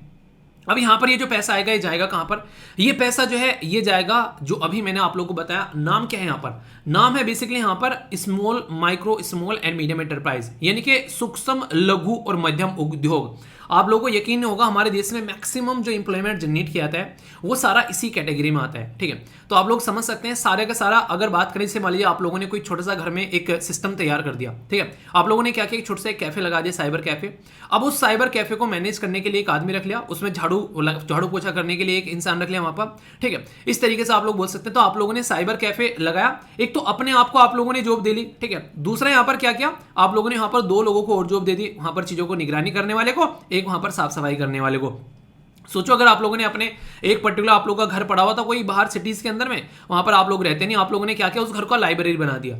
तो इससे आप लोग देखिए कितने एक तरीके से आप लोग अच्छे प्रॉफिट में आप लोग जाएंगे वहां पर। एक कहीं ना कहीं आप लोग बोल सकते हैं कि एक सिस्टम क्रिएट कर दिया आप लोगों ने, अगर अच्छे से सर्विस प्रोवाइड कराएंगे तो लोग जानेंगे भी कि वहां पर डिस्टर्बेंस काफी कम होता है। तो ये क्या हो गया, छोटे छोटे लघु उद्योग गए, अपना आप भी जॉब कर ली और सामने वाले को भी जॉब दे दी। तो ये सिस्टम आप लोगों को यहाँ पर देखने को मिलता है। तो सरकार और प्राइवेट मिलकर काम कर रही है, 50,000 करोड़ का ये फंड है जिसमें मिलकर अच्छे से यहाँ पर काम किया जा रहा है बहुत ही शानदार तरीके से। तो बहुत ही बेसिक चीज हो गई, इसको आप लोग याद रखिएगा। तो सेल्फ रिलायंट इंडिया जिसको सिरी फंड यहाँ पर बोला गया है, इसके बारे में बेसिक इंफॉर्मेशन भी यहाँ पर आप लोगों को प्रोवाइड करा दी। फीचर्स क्या क्या है यहाँ पर, कि ग्रोथ कैसे की जाती है जो छोटे छोटे उद्योग हैं उनकी, और सपोर्ट किया जाता है, फोस्टर कैसे किया जाता है यहाँ पर, ये सारी चीजें आप लोगों को यहाँ पर देखने को मिलती है। तो इसको अच्छे से लेकर यहाँ पर चलने की कोशिश की जाती है। बेसिक फंडा क्या है, बेसिक फंडा है कि 5 ट्रिलियन की इकोनॉमी बनानी है, आज की डेट में 3 ट्रिलियन के करीब हैं हम लोग। तो अगर जिस दिन 5 ट्रिलियन की हमारी ग्रोस डोमेस्टिक प्रोडक्ट यानी कि सकल घरेलू उत्पाद हो जाएगा, वो सबसे बेस्ट आप लोगों को देखने को मिलेगा और आत्मनिर्भर भारत की ओर बढ़ता हुआ भी एक कदम आप लोग बोल सकते हैं। ठीक है, तो उसके चलते भी यहां पर आप लोग देख सकते हो श्री फंड जो है वो काफी इंपॉर्टेंट है अगर इस तरीके से आप लोग इसको समझ के चलोगे। ठीक है, तो एक तरीके से श्री शक्ति आगे आप लोग ये समझ सकते हैं। ठीक है, तो अच्छे लेवल पर काम किया जाएगा ताकि अच्छे से ज्यादा लोगों तक चीजें पहुंचाई जा सके। बाकी अक्सर आप लोगों से यहां पर एमएसएमई के बारे में डायरेक्ट क्वेश्चन पूछ ले आते हैं। तो एमएसएमई जो है यहां पर micro small and medium enterprise, ये इंडियन इकोनॉमी के लिए क्या हर देश की इकोनॉमी के लिए कोर सेक्टर माना जाता है, जो कि काफी लार्ज स्केल पर इकोनॉमिक ग्रोथ और खासकर अगर कल को कोई शोक भी आ जाता है तो उसको भी झेलने का एक तरीके से शक्ति यहां पर रखता है। ठीक है, और जब शोक आता है तो इन पर भी इंपैक्ट पड़ता है काफी लार्ज स्केल पर। तो ये इंक्लूड करता है 6.11 ऑफ द मैन्युफैक्चरिंग जीडीपी, यानी कि जीडीपी में लगभग 6% के कंट्रीब्यूशन देखने को मिलते हैं। 24 कंट्रीब्यूशन जो है ये सर्विस एक्टिविटीज में देखने को मिलेगा और 33 कंट्रीब्यूशन परसेंट इसका मैन्युफैक्चरिंग आउटपुट में देखने को मिलेगा। इससे अंदाजा लगाइए, आप लोग देखते हैं कितना बड़ा हो गया यहाँ पर ये micro small and medium enterprise. हमारा 6% अकेला जीडीपी में यही कंट्रीब्यूट कर रहा है। इसमें 63 मिलियन यूनिट आप लोगों को देखने को मिलेगी आज के डेट में और कॉन्स्टिट्यूट करते हैं 45% ओवरऑल जो एक्सपोर्ट है देश के अंदर में। और ये देखिए 120 मिलियन ये यहां पर आप लोगों को लोग आज की डेट में इसमें काम करते हुए नजर आते हैं। मोटे मोटे तौर पर बोला जाए तो 1.2 करोड़ लोग आज की डेट में इसके अंदर में काम करते हैं। तो कितनी बड़ी संख्या है, तो आप लोगों को इसको लेकर कोई भी डाउट नहीं होना चाहिए। सॉरी, इसको थोड़ा करेक्ट कर लेना, यहां पर 120 मिलियन है ये। ठीक है ना, तो मिलियन का मतलब क्या हो गया, इसमें एक जीरो और लग जाएगी यहां पर, यानी कि 1 मिलियन में 10 लाख होते हैं, तो ये 12 करोड़ हो गया टोटल। 1 करोड़ नहीं है, 12 करोड़ लोग, 12 करोड़ लोगों को ये व्यापार प्रोवाइड कराते हैं, उनको जॉब प्रोवाइड कराते हैं। तो इससे अंदाजा लगाइए कितना बड़ा है एमएसएमई। तो इसको सपोर्ट करना बनता है कि नहीं बनता है। तो जो नए नए स्टार्टअप हैं अगर उनको लेकर चलना है तो वेंचर फंड का नाम आप लोगों ने सुना होगा। वेंचर फंड दिया जाता है यहाँ पर, बेसिकली उसमें इन्वेस्टमेंट किया जाता है कि हाँ चलो तुम अपना काम करो, हम बस पैसा देंगे, तुम अच्छे से काम को लेकर चलो, हम इसमें टाइम नहीं दे पाएंगे। तो नहीं, जो बड़े बड़े जो लोग होते हैं खासकर पैसे वाले, तो वेंचर कैपिटल फंड होता है, वो इन्वेस्टमेंट टाइप में होता है। कंपनी जो होती है तो इनको लगता है कि ये काम करेगा ठीक से, आइडिया भी सही है इसका, उठाकर उसमें इन्वेस्ट कर दिया, काम करते रहो भैया, हमारा पैसा हमको भेजते रहना। तो ये वाली चीजें आप लोगों को देखने को मिलती है। इक्विटी इन्फ्यूजन किया जाता है, जिसमें इंसान जो रहता है क्या करता है, अपने शेयर जो होता है वो निकालता है और उसके थ्रू पैसे लेकर आता है। इन्वेस्टर नहीं कहते कि अपनी कंपनी के शेयर बेच दिए उसने। तो दो तरीके से यहां पर इसमें पैसे निकल कर आते हैं काफी अच्छे से। तो याद रखिएगा, इक्विटी इन्फ्यूजन और दूसरा वेंचर कैपिटल, तो दोनों को लेकर कोई कंफ्यूजन नहीं होना चाहिए, जिसमें यहां पर चीजों को आप लोग समझ सकते हैं। और बाकी एमएसएमई के बारे में जो सारी बातें हैं उसमें कुछ बेसिक चीजें भी आप लोग देखते हैं। Micro small and medium enterprise को डिफाइन कैसे किया जाता है। अगर यहां पर इन्वेस्टमेंट अगर बात करें, यहां पर आप लोग को देखने को मिलता है बेसिकली नेट अगर बात करें 1 करोड़ और टर्नओवर जो है 5 करोड़, मतलब यहां पर 1 करोड़ का नेट जो टर्नओवर 5 करोड़ जा रहा है, यहाँ पर इन्वेस्टमेंट आप लोग हैं यहाँ पर बेसिकली 1 करोड़ और टर्नओवर टोटल खर्चा सब कुछ मिलाकर यहाँ पर सारी चीजें 5 करोड़, तो माइक्रो रहेगा, यानी कि माइक्रो कैटेगरी में आ रहे हैं। स्मॉल की कैटेगरी में हो जाओगे अगर आप लोगों का 10 करोड़ का इन्वेस्टमेंट है और 50 करोड़ या फिर उससे ज्यादा का आप लोग यहाँ पर टर्नओवर हो गया। मीडियम की कैटेगरी में आ जाओगे अगर 50 करोड़ का आप लोग यहाँ पर क्या हो गया, 50 करोड़ का इन्वेस्टमेंट है और 250 करोड़ का आप लोग का टर्नओवर हो गया, तो तब आप लोग आ जाओगे मीडियम की कैटेगरी में। तो माइक्रो स्मॉल एंड मीडियम एक एंटरप्राइज है, बोल सकते हैं प्रीलिम्स मेंस और इंटरव्यू। ठीक है तो यहाँ तक पहुंचते पहुंचते जो है एक अच्छी खासी कंपनी बन जाती है, उसको सही तरीके से लेकर चला जाए तो। और इसीलिए हमारे देश के अंदर में इस पर्टिकुलर एरिया को आगे बढ़ाने के लिए सरकार ने भाई साहब धोनी कहते हैं कि जी जान लगा रखी है। ऐसा कैसे पता चलेगा जी जान लगा रखी है, तो पता चलेगा इसके सरकार के इनिशिएटिव देखो, उद्यमी मित्रा पोर्टल हो गया, एमएसएमई, ये एक तरह से सारे जो नाम आप लोगों के सामने इनको रटना नहीं है, पर अगर याद रहे इनमें से कुछ तो आंसर राइटिंग के लिए आप लोग इनका इस्तेमाल कर सकते हैं, क्योंकि डायरेक्ट क्वेश्चन आप लोगों से पूछा जा सकता है। ठीक है, तो यहाँ पर पहला उद्यमी मित्रा पोर्टल हो गया, दूसरा एमएसएमई ये आप लोगों का संबंध हो गया, तीसरा यहाँ पर एमएसएमई ये आप लोगों का समाधान हो गया। समाधान और संबंध दोनों अलग अलग है, ठीक है, और दोनों में कंफ्यूज मत होना। नेक्स्ट डिजिटल एमएसएमई स्कीम हो गया, इसी के साथ में रिवैम्प करना, यहाँ पर फंड प्रोवाइड कराना ट्रेडिशनल इंडस्ट्री, तो यहाँ पर इसके लिए स्फूर्ति नाम दिया गया इसको। ठीक है, एस्पायर रखा गया, scheme for promotion innovation rural industry enterprise. Micro small and medium enterprise के बारे में अगर आप लोग बात करते हैं तो क्लस्टर डेवलपमेंट प्रोग्राम की बात की गई यहाँ पर। इसी के साथ में क्रेडिट लिंक कैपिटल सब्सिडी के बारे में अगर बात करें तो ये सारी के सारी जो ताका झाकी की गई ना सरकार के द्वारा, ये इसीलिए है क्योंकि 12 करोड़ लोगों को जॉब दी जा रही है भाई साहब यहाँ पर। ठीक है, 12 करोड़ लोगों को। तो इससे अंदाजा लगा सकते हैं कि ऐसे सेक्टर का आगे बढ़ना बनता है कि नहीं बनता है। तो अगर आगे नहीं बढ़ेगा तो फिर दिक्कत देखने को मिलेगी। तो कई सारे इनिशिएटिव हैं प्रमोट करने के लिए। ये तो है वेरियस इनिशिएटिव जो गवर्नमेंट के द्वारा लिए गए। इसके साथ में और भी कुछ इनिशिएटिव स्कीम के बारे में आप लोग याद रखते हैं, जैसे ये यहाँ पर उन्हीं में से हालांकि निकाल दिए गए हैं, ठीक है, पोर्टल वगैरह और ये सब चीज़ें। तो हल्का सा आइडियाज़ के बारे में अगर आप लोग रखेंगे तो कन्फ्यूजन नहीं होगा। बाकी जो जो बातें मैंने आप लोगों को बताई उसको लेकर आप लोग याद रखिएगा। एक छोटा सा एक यहाँ पर आइडिया दिया गया है कि कितना इंप्लॉयमेंट प्रोवाइड कराते हैं, कितना यहाँ पर आज के डेट में एमएसएमई है देश के अंदर में, कितना कंट्रीब्यूशन इसका देखने को मिल रहा है अलग अलग एरिया में। तो यहाँ पर आप लोग देख सकते हैं, ठीक है। तो ये बहुत ही इंपॉर्टेंट हो गया एमएसएमई आज की डेट में। तो इसको हल्के में लेने का तो मतलब बनता नहीं यार किसी भी तरीके से। तो इसलिए सरकार भी हल्के में नहीं ले रही है, तो हम लोग कैसे हल्के में ले ले। तो इसलिए यहाँ पर prime minister vision for self reliance, इसमें अगर ध्यान से आप लोग देखोगे, इकोनॉमी को लेकर चलना है, इंफ्रास्ट्रक्चर को लेकर चलना है, सिस्टम को लेकर चलना है, किस तरीके से हमारी डेमोग्राफी है उसको आगे लेकर चल सकते हैं, इसी के साथ में डिमांड को आगे लेकर चलना है। तो इसमें बहुत बड़ा रोल प्ले करता है जो एसएमई, जो हमारा जो एमएसएमई है, ठीक है, micro small and medium enterprise, तो एमएसएमई। तो इस तरीके से आप लोग समझ सकते हैं। तो ये बहुत ही बेसिक सी चीज हो गई जिसको आप लोग कंफ्यूजन में मत रखिएगा, ठीक है। तो इंपॉर्टेंट टॉपिक था। इंटरेस्टिंग क्वेश्चन 2011 में पूछा गया, इसमें आप लोगों को यहां पर इसका भी कंट्रीब्यूशन देखने को मिलेगा एमएसएमई का। बात की जा रही है कि गवर्नमेंट का ऑब्जेक्टिव है इंक्लूसिव ग्रोथ। इंक्लूसिव का ग्रोथ का मतलब क्या होता है कि सबको साथ में लेकर चलना, समावेशी विकास वृद्धि आप लोग बोल सकते हैं एक तरीके से। तो सेल्फ हेल्प ग्रुप को प्रमोट करना, ये सेल्फ हेल्प ग्रुप जो होते हैं इनको जो आप लोग स्वयं सहायक समूह बोलते हैं, बहुत ही इंपॉर्टेंट है। एमएसएमई के बारे में आप लोगों को बताया अभी, राइट टू एजुकेशन। तो ये सारी की सारी अगर ढंग से आप लोग देखोगे ये कॉमन सेंस का क्वेश्चन हो गया बिल्कुल। आंसर क्या है? आंसर डी हो गया भाई साहब। सारे के सारे मिलकर काम करेंगे तो ऐसे ही देश जो है वो आगे बढ़ेगा यहाँ पर। तो इंक्लूसिव ग्रोथ यहाँ पर डायरेक्टली आप लोगों के निकल कर आ गया है, ठीक है। कभी भी ऐसी कोई स्टेटमेंट आए ना यूपीएससी के द्वारा, वो आप लोगों के साथ में बेसिकली ऐसा माहौल बनाने की कोशिश करता है जिसमें सारी की सारी स्टेटमेंट पॉजिटिव होती हैं। तो वहां पर अक्सर आप लोगों का आंसर आप लोगों को डी देखने को मिलता है। जैसे कि ग्रोथ अगर चाहिए मैन्युफैक्चरिंग सेक्टर में तो क्या होना चाहिए, तो national investment and manufacturing zone बनाओ अलग अलग से, ताकि उन पर अच्छे से फोकस किया जा सके। सिंगल विंडो क्लियरेंस रखो, आज बिजनेस स्टार्ट करना है भाई साहब, कल को बना के खड़ा कर दे, ज्यादा टेंशन नहीं है, सब कुछ ऑनलाइन क्लियरेंस बन गया। एस्टेब्लिश करना technology acquisition and development fund, कि हाँ किसी को रिक्वायरमेंट है तो सपोर्ट प्रोवाइड करा, जिससे फ्री फंड हो गया। तो ये पॉजिटिव स्टेटमेंट है, आंसर यहां पर डी हो गया। तो आप लोग यहां से समझ सकते हैं। तो चीजों को जितना अच्छे से समझ के चलेंगे उतना अच्छे से आप लोग चीजों को लेकर चल पाएंगे, ओके। तो कंफ्यूजन नहीं रखना है। अब यहाँ पे मैं कुछ होमवर्क दे रहा हूं आप लोगों को, इनको पढ़ूंगा नहीं, पढ़ूंगा तो इन पे टाइम लगेगा। ये आप लोगों के सामने क्वेश्चन है, इनको आप लोग पढ़ो और फिर आप लोगों को आंसर जो है पीडीएफ में मिल जाएगा, जाके इसको डाउनलोड करना। कई सारे क्वेश्चन है, इनको अलग अलग पढ़ूंगा तो वो सारी बातें जो पढ़ाई हैं फिर से सामने आएगी।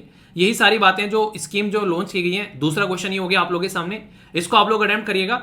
इसी पैटर्न पे तीसरा क्वेश्चन आप लोगों के सामने हो गया, ये इक्विटी इन्फ्यूजन, इसी के साथ में वेंचर कैपिटल जो अभी आप लोगों को डिफरेंस बताया, तो उसमें आप लोगों को देखने को मिलेगा। एक और क्वेश्चन है यहाँ पर, ये एमएसएमई के बारे में है, तो कि पूरा कैसे कैसे यहाँ पर ये प्रोवाइड करा रहे हैं, तो इसके बारे में ये क्वेश्चन हो गया। पूरी एक्सप्लेनेशन है अगर जाओगी। एक और क्वेश्चन है यहाँ पर, मतलब इतने क्वेश्चन हो गए कभी ये टॉपिक ना कभी बचेगा नहीं। श्री जो रिलायंस, बेसिकली श्री रिलायंस इंडिया के बारे में हो गया कि किस किस तरीके से, तो कौन कौन सी स्टेटमेंट करेक्ट है, एक ये क्वेश्चन हो गया आप लोगों के सामने। तो इतने सारे क्वेश्चन हो गए, अब इनको सबको अटेम्प्ट करिए, क्योंकि इनको अटेम्प्ट करूंगा तो पूरा एक आर्टिकल का टाइम अभी आप लोगों का फिर से चला जाएगा इसमें। तो ये सारी की सारी चीजें जो है पीडीएफ में इसीलिए आप लोगों को सिस्टमेटिक में प्रोवाइड कराई जाती है, ताकि इनको अच्छे से एंजॉय कर सको। टेलीग्राम पे पहुंच जाना या फिर आप लोग एप्लीकेशन पर पहुंच जाना, जहां भी आप लोग का मन करे वहीं से ही आप लोग जाकर इनको डाउनलोड कर सकते हैं, ठीक है। कई सारे बच्चे बोले थे कि सर जहां पर फाउंडेशन कोर्स की जो नोट्स यानी कि पीडीएफ मिलती हैं, जो वहां पर एप्लीकेशन के ऊपर जो क्लास चलती है, उस ग्रुप में भी इसको प्रोवाइड करा दिया करो। कोई नहीं यार, इसको वहां पर भी डाल दिया करेंगे, कोई दिक्कत नहीं है आप लोगों को। वैसे तो जो एप्लीकेशन है अपना वहां तो आप लोगों को मिल ही जाती है नॉर्मल, बेसिकली इसी के साथ में जो अपना नॉर्मल टेलीग्राम ग्रुप है वहां पर भी आप लोगों को मिल जाती है, ठीक है, यहाँ पर भी आप लोगों को मिल जाती है। तो जहां से भी कंफर्टेबल लगे वहां से आप लोग डाउनलोड कर लेना, तो यहाँ पर भी प्रोवाइड करा देंगे, वहां पर भी और एप्लीकेशन पर भी। टेंशन काहे को ले रहे हो, टेंशन नहीं लिया करते। हाँ ये है कि जो यहाँ पर जुड़े हैं उनको लग रहा है कि और कहीं ज्वाइन ना करना पड़े, इससे काम हो जाए, ठीक है। तो यहाँ पर भी डाल दिया करेंगे इसको, ठीक है। और पुरानी भी डाल देंगे, अब तक जो पिछली जो है मतलब 1.5-2 साल की जो सारी पीडीएफ है करंट अफेयर की, वो सारी एक जगह इकट्ठी मिल जाएगी आप लोगों को। उनको भी आप लोग यहाँ से डाउनलोड कर लेना अगर किसी को मिल नहीं रहे तो, ठीक है। तो टेंशन नो को लेने का, एंजॉय करने का, ओके। तो आप लोग भी इसका फायदा उठाओ, रणवीर सिंह की तरह बिजनेस विजनेस चलाओ यार, अपने बिजनेस विजनेस चला के अपने आप भी जॉब लो और दूसरों को भी व्यापार दो और देश को भी आगे लेकर चलो, ठीक है। देखो ऐसा नहीं है कि अगर, देखो सबसे बड़ी बात पता क्या होती है, हमेशा हम लोग कई बार क्या सोचते हैं, अगर कोई कुछ काम कर रहा है तो उसी के पीछे उसको फॉलो करना स्टार्ट कर देते हैं और लगता है कि हाँ ये काम हम लोग बिल्कुल कर लेंगे, और कई बार उसको कर नहीं पाते हैं तो फिर लगता है कि यार हमारी जिंदगी जो है बर्बाद हो गई। ऐसा थोड़ी ना यार, तो वही बात होगी, मछली है आप लोग उसको चाह रहे हो पेड़ पर चढ़ जाए, ठीक है। बंदर है, उसको चाह रहे हो आप लोग पानी में तैरना स्टार्ट कर दे, बंदर को पेड़ पर चढ़ाओ और मछली को पानी में तैराओ, फिर उनका मुकाबला करके दिखाओ तो जाने। तो आप लोग को अपनी क्वालिटी समझनी पड़ेगी कि आप लोग की क्वालिटी क्या है, उसके सामने फिर कोई टिक्कर दिखाए तो जाने। तो अपने आप को समझो कि आप किस चीज में महारती हासिल है आप लोग की, और फिर उसको चीजों को आगे लेकर चलो, ठीक है।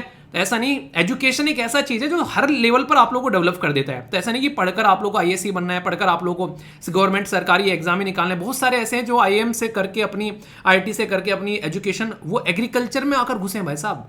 एग्रीकल्चर में बिजनेस बना दिया उन लोगों ने, मतलब एक तरीके से लाखों करोड़ों के बिजनेस करें एग्रीकल्चर के फील्ड में आकर, समझ रहे आप लोग यहाँ पर। तो अपने टैलेंट के ऊपर क्वेश्चन मार्क मत लगाओ अगर किसी पर्टिकुलर फील्ड में आप लोगों को सक्सेस नहीं मिली है। ऐसे तो मेरे से बड़ा फेलियर कोई नहीं है, बोल दे कि हाँ सर ने, अब तक देखा जाए अगर सर ने एग्जाम दिया, एग्जाम नहीं निकला यूपीएससी का, तो इसका मतलब क्या हो गया। अगर आज की डेट में आप लोग देखो, हर एक इंसान जिसके अंदर लोग ट्रेन होकर ओलंपिक में गोल्ड मेडल जीतते हैं, उनके जो कोच रहते हैं वो सारे गोल्ड मेडलिस्ट रहते हैं क्या है। तो ये चीजें आप लोग देखो, तो हर एक इंसान को उसकी क्वालिटी अलग है, उसके टाइम अलग है, उसका टाइम का इन्वेस्टमेंट अलग है, कहां पर वो फोकस दे रहा है वो अलग है। हो सकता है कोई इंसान किसी चीज में अच्छा हो, किसी दूसरी चीज में ज्यादा अच्छा ना हो। तो इसलिए हमेशा अपनी चीजों के ऊपर क्वेश्चन मार्क मत लगाओ दूसरी चीज को कंपेयर करके। तो इसीलिए कहते हैं, अगर इसका मतलब APJ Abdul Kalam sir pilot नहीं बने तो इसका मतलब थोड़ा ना कि वो सक्सेस नहीं है भाई साहब, वो देश के प्रेसिडेंट बन के आगे चल कर यार। तो चीज़ों को इसीलिए कहते हैं कि आसमान जो है स्काई इज द लिमिट। तो अपने आप को कंट्रोल मत करो कहीं पर भी और आगे बढ़ते चले जाओ बस, ठीक है। फिर देखो कितना मजा आता है जिंदगी जीने में। ओके दोस्तों, ये एक आर्टिकल ऐसा आर्टिकल है जो कि रिसेंटली अभी इसके बारे में मैंने डिस्कस भी किया था, पर लेकिन अभी इसका दूसरा एंगल आप लोगों को देखने को मिलने वाला है, और जो एंगल होगा वो काफ़ी इंपॉर्टेंट होगा। मतलब क्या है ये अभी बताऊंगा, टॉपिक क्या है वो भी अभी समझाऊंगा, सारी बातें एक एक कर डिस्कस करेंगे, पर लेकिन अच्छे से सुनना ताकि इसके एंड में जो क्वेश्चन पूछे जाएं उनका आंसर आप लोग अच्छे से देकर जाएं। वेस्ट बंगाल गवर्नमेंट के द्वारा अनाउंस किया गया मैंग्रोव सेल। तो ये इंटरनेशनल डे ऑफ मैंग्रोव जो है उसके तहत यहाँ पर ये मैंग्रोव सेल निकल के आया। तो आखिर मैंग्रोव फॉरेस्ट क्या होते हैं इसके बारे में जानेंगे, और दुनिया में किस तरीके से यहाँ पर ये देखने को मिलते हैं, और इनकी इंपॉर्टेंस क्या होती है, इनको इतनी इज्जत क्यों दी जाती है, ठीक है। ये एक तो पेड़ ऐसा है जो कि घर में खड़ा हुआ है, घेर पर खड़ा हुआ है, वो है बेरोजगार नवयुवक, उसकी कोई इज्जत ही नहीं करता है, ठीक है, खड़ा हुआ है बस ऐसे ही। एक है ये मैंग्रोव फॉरेस्ट, ये दलदली सदाबहार वन होते हैं बेसिकली, इनकी फुल इज्जत होती है भाई साहब, ये सेलेक्टेड कैंडिडेट होते हैं, ठीक है। कैसे होती है तो भी बताएंगे। अभी आप लोगों को मैंने आर्टिकल पढ़ाया था अभी कुछ दिनों पहले, उसमें ये था कि यूएसए के जो साइंटिस्ट थे नासा के, वो बड़े फ्री बैठे हुए थे, उनको लगा यार कुछ काम धंधा नहीं करने के लिए क्या करें, उनको लगा कुछ तो करना पड़ेगा। तो उनकी नजर पड़ी इंडिया के ऊपर। इंडिया के ऊपर भी एक पर्टिकुलर आइलैंड में गए अंडमान निकोबार के, और कह रहे वहां पर मैंग्रोव फॉरेस्ट जो है वो खत्म हो रहे हैं, उनमें दिक्कत आ रही है। मतलब सोचो अंडमान निकोबार पर कितने आइलैंड है, उनकी नजर एक आइलैंड पर गई और उनको लगा मैंग्रोव फॉरेस्ट खत्म हो रहा है। अब अपने देश में देख लो क्या चल रहा है। और यहाँ पर उन्होंने क्या, उन्हें तो बोल के चले गए, अब हो क्या, अब हमारे देश के बारे में बोला है भाई साहब, दुनिया के सामने बोला है, तो हमको तो इज्जत बचाने के लिए कुछ करना पड़ेगा कि कैसे खत्म हो रहा है, क्यों खत्म हो रहा है। हम लग गए अपने काम पर, बच्चों को क्वेश्चन देकर चले गए कि ये क्वेश्चन है तुम्हारा, अब इसका एग्जाम के लिए तैयार कर लो। चलिए ये तो थी जो भी बातें थी, पर इंपॉर्टेंट बात क्या है अभी वो कर लेते हैं। वेस्ट बंगाल जो है वो होम है 40% of mangrove forest of India, और अनाउंस किया गया है इसके द्वारा मैंग्रोव सेल। तो अब इंपॉर्टेंट बात क्या है, वेस्ट बंगाल 40% में है। आप लोगों ने एक कहावत सुनी कि आधे में राम और आधे में गांव, तो ये वेस्ट बंगाल के लिए बिल्कुल ही सटीक है। आखिर ये 40% आ कहां से रहा है, ये निकल कर आ रहा है सुंदरबन डेल्टा। सुंदरबन डेल्टा वही जिसका नाम सुंदर प्रताप पिचई है। ऐसा नहीं है, सुंदरबन डेल्टा का नाम ऐसा नहीं कि ऐसा यहाँ बहुत सुंदर है, खूबसूरत तो है ही है, पर लेकिन इसका नाम एक सुंदरी ट्री के नाम से रखा गया है। और ये सुंदरबन डेल्टा जो है यहाँ पर दुनिया भर के, यानी कि दुनिया के सबसे ज्यादा अगर पूछे मैंग्रोव फॉरेस्ट यानी कि सदाबहार वन, दलदली वन कहां पर पाए जाते हैं, तो ये आप लोगों को देखने को मिलेंगे इस पर्टिकुलर रीजन में। तो ये ऐसा नहीं कि हमारे देश का है, ये याद रखना, कंफ्यूजन नहीं है ना बाबा, ना हमारे देश का नहीं है, ये इंटरनेशनल लेवल की मैं बात कर रहा हूं। ये यहाँ पर दुनिया में सबसे ज्यादा है, यानी कि दुनिया में इंडिया और बांग्लादेश को दोनों को मिलाकर सुंदरबन डेल्टा जो बे ऑफ बंगाल में पड़ता है, वो सबसे बड़ा मैंग्रोव फॉरेस्ट आप लोगों को देखने को मिलेगा। तो ये एक बात याद रखिएगा। इंपॉर्टेंट बात क्या है, अगर इंक्रीजिंग और डिक्रीजिंग ऑर्डर में आ जाए तो सबसे पहले तो आप लोग ईस्ट जाइए। वेस्ट बंगाल जो है वो कहाँ पर है, ईस्ट में है। एक बच्चा पूछ रहा था, हालांकि मैंने पहले बताया था कि ये वेस्ट बंगाल क्यों बोला जाता है, ये इसलिए बोला जाता है वेस्ट बंगाल क्योंकि ये वेस्ट में है, नहीं ये हमारे देश के ईस्ट में है, ईस्ट वेस्ट नॉर्थ साउथ, पर फिर भी इसको वेस्ट का नाम रखा गया। क्यों? क्योंकि जब इंडिया और बांग्लादेश वाला जो ये पोर्शन था, ये हमारी पोर्शन था, इकट्ठे थे, तो यहाँ पर इसके वेस्ट में पड़ता था, ये वेस्ट बंगाल हो गया, ईस्ट बंगाल हो गया। इसलिए आप लोगों ने देखा होगा जब देश आजाद हुआ था 1947 में, तो दो नाम रखे गए थे, इसका नाम रखा गया था वेस्ट पाकिस्तान और इसका नाम रखा गया ईस्ट पाकिस्तान, ठीक है। तो ये दो अलग अलग नाम यहाँ पर रखे गए थे जब देश आज़ाद हुआ था। तो यहाँ पर बांग्लादेश कहाँ, ये बांग्लादेश पड़ गया ईस्ट साइड में और वेस्ट बंगाल अलग हो गया, तो इसको वेस्ट बंगाल नाम रख दिया। इसलिए ममता बनर्जी जी कई बार बोलती रहती है वेस्ट बंगाल नाम रखते हैं, ये एक्रोनिम जब लेकर चलते हैं ना ABCD, तो अरुणाचल प्रदेश, आंध्र प्रदेश, ये सारे ऊपर आ जाते हैं, ठीक है, पर लेकिन वेस्ट बंगाल सबसे नीचे आता जाएगा। तो ये बोले थे कि इसका वेस्ट बंगाल में से वेस्ट हटा दें, क्योंकि अब इसका कोई मतलब भी नहीं रह गया, अब इसको बस क्यों ना हम लोग बंगाल कर दें। मतलब सजेशन अच्छा है अगर देखा जाए तो, क्योंकि अब वेस्ट तो ये रहने गया, हमारे खुद के वेस्ट में नहीं है अगर देखा जाए तो इसके कई बार ऐसी बातें भी बोली जाती हैं। हालांकि नाम चेंज नहीं किया गया, अभी भी वेस्ट बंगाल ही चल रहा है, ठीक है। पर हमारे देश में सबसे ज्यादा जो आप लोगों को ये सदाबहार वन देखने को मिलेंगे, ये इस तरीके दलदली फॉरेस्ट, ये पहले नंबर पर आप लोगों को नजर आएगा वेस्ट बंगाल, जो कि बाजी मार कर जाता है। एक हो गया कहां पर, ईस्ट में हो गया, दूसरा वेस्ट में बिल्कुल अपोजिट साइड में, उन्हें कहते हैं 180 डिग्री शिफ्ट है, वो क्या हो गया, गुजरात। गुजरात में क्या आ गया, दूसरे नंबर पर आ गए सबसे ज्यादा। ये गुजरात और वेस्ट बंगाल में इतने हैं कि आकी दूसरी जगह पर आप लोगों को ना के बराबर देखने को मिलते हैं। अंडमान निकोबार पर, फिर आंध्र प्रदेश पर, फिर उड़ीसा पर, फिर महाराष्ट्र पर, फिर तमिलनाडु पर, फिर गोवा पर, फिर कर्नाटका पर, और फिर आप लोगों को केरला के अंदर में यहाँ पर ये देखने को मिलता है। तो काफी इंटरेस्टिंग और इंपॉर्टेंट है, इसके बारे में ये बातें आप लोग याद रख सकते हैं।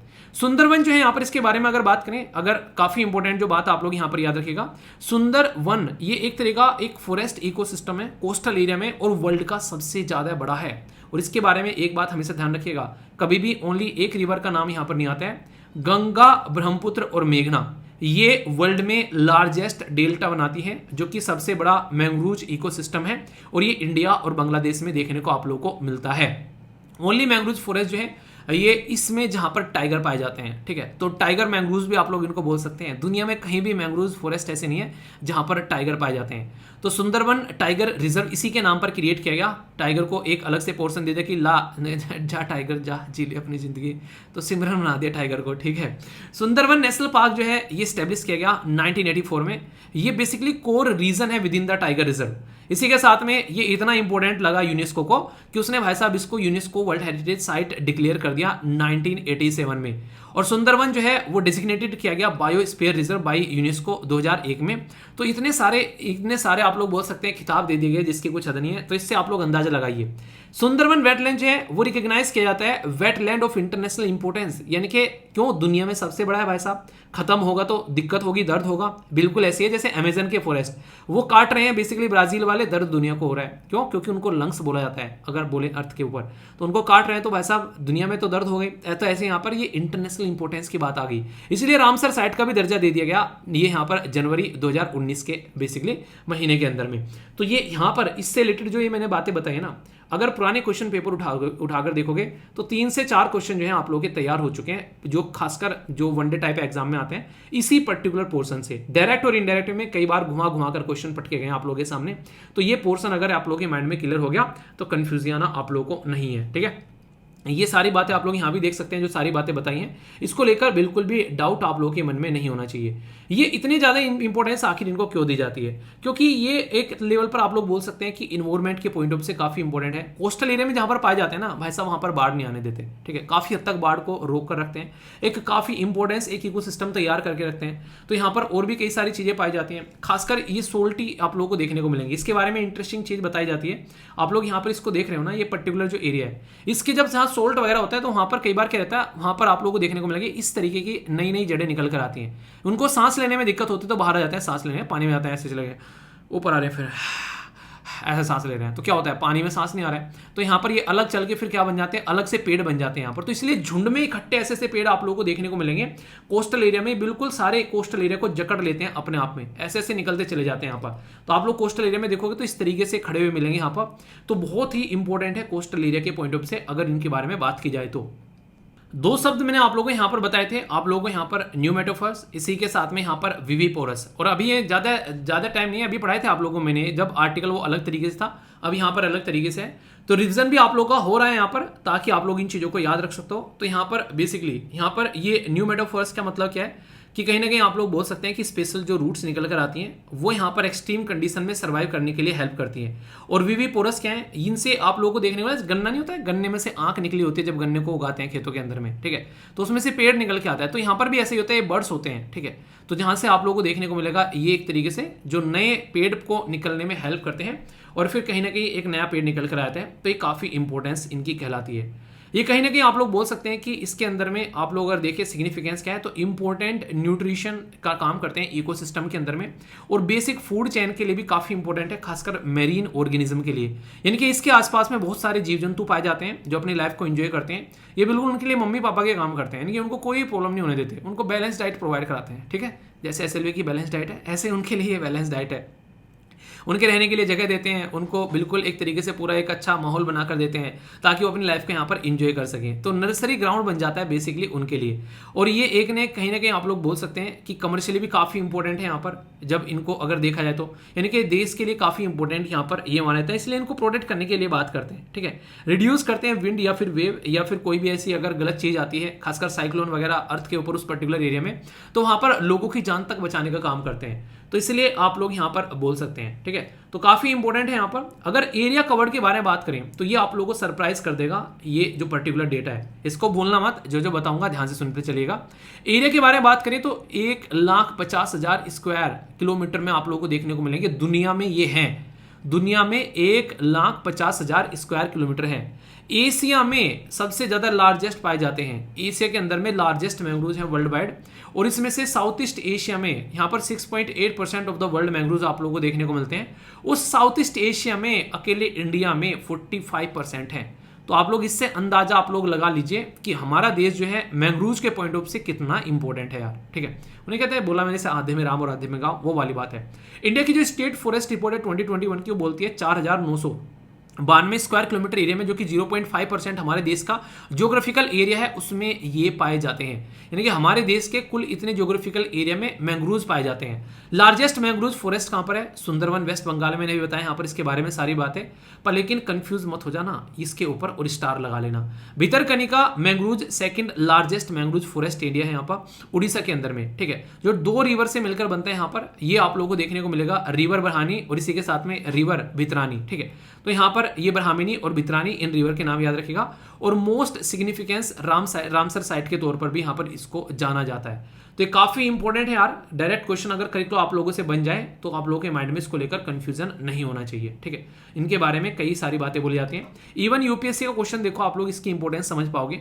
बोला गया कि discuss the cause of depletion of mangroves, explain their importance in the maintain coastal ecology. तो यहां से इसका अंदाजा लगा लीजिए कि यूपीएससी ने क्वेश्चन पूछ लिया, जब यूपीएससी के अंदर में मेंस के अंदर में क्वेश्चन आ गया तो आप लोग अंदाजा लगा सकते हैं कि इनकी इंपॉर्टेंस क्या है।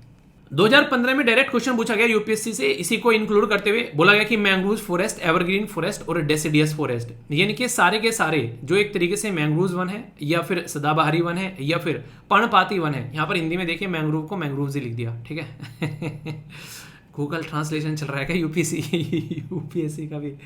तो चलिए, जो भी है नाम आप लोगों को यहाँ पर देखने को मिल रहा है। तो बात की जा रही है कि कौन यहाँ पर आप लोगों को देखने को मिलता है, ये पर्टिकुलर हिसाब से अगर देखोगे, यानी कि नॉर्थ अगर बात करें कोस्टल आंध्र प्रदेश, साउथ जो वेस्ट बंगाल, या सदर्न ये आप लोगों को देखने को मिलेगा बेसिकली सौराष्ट्र या फिर अंडमान एंड निकोबार वाला एरिया, जहां पर ये सारे तरीके की चीजें पाई जाती हैं।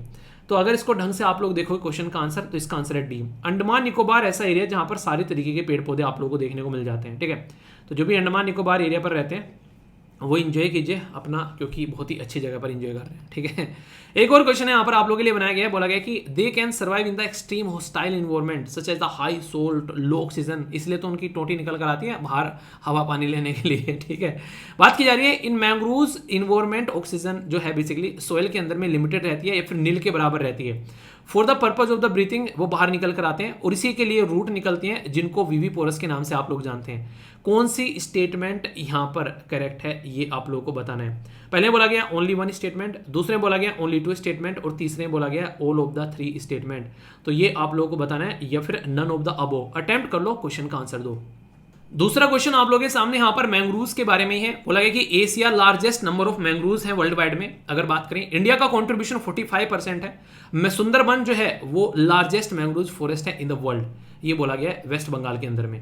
कौन सी स्टेटमेंट करेक्ट है? ओनली 1, ओनली 2, ऑल 3 या फिर नन। सही आंसर क्या है ये आप लोगों को बताना है, और ये आंसर राइटिंग का क्वेश्चन हो गया। पहले का आंसर मैंने आप लोगों को बताया दिया, इसका आंसर यहाँ पर रेडी हो गया अंडमान। दूसरे का आंसर जो है वो बी होगा। रीजन क्या है? रीजन आप लोग यहाँ पर देखते हैं, ये अलग आप लोगों को अपोजिट बता दिया मैंने यहाँ पर। विविपोरस का मतलब क्या है? जर्मिनेशन जो होता रहता है, ठीक है, जो प्लांट्स का यहाँ पर जो शब्द बोला गया यहाँ पर, ये जो ब्रीथिंग वाला काम करता है, ये शब्द आप लोग यहाँ पर याद रखिएगा। डायरेक्ट क्वेश्चन आप लोगों से पूछा जा सकता है, ठीक है। तो कंफ्यूजन इसको लेकर नहीं होना चाहिए। तो कौन सी स्टेटमेंट यहाँ पर गलत हो गई?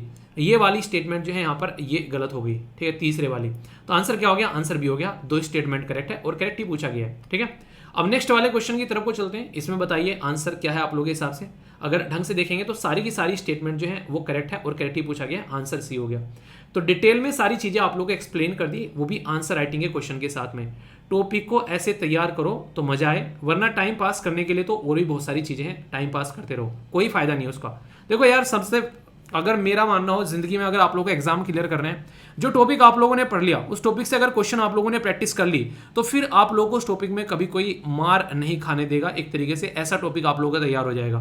तो ये सबसे बेस्ट वे होता है चीज़ों को तैयार करने का। और इसके बाद भी अगर थोड़ा सा टाइम मिले, एप्लीकेशन पर जाकर आप लोग क्विज और दिया करो वहाँ पर, उससे आप लोग की और अच्छी प्रैक्टिस हो जाएगी।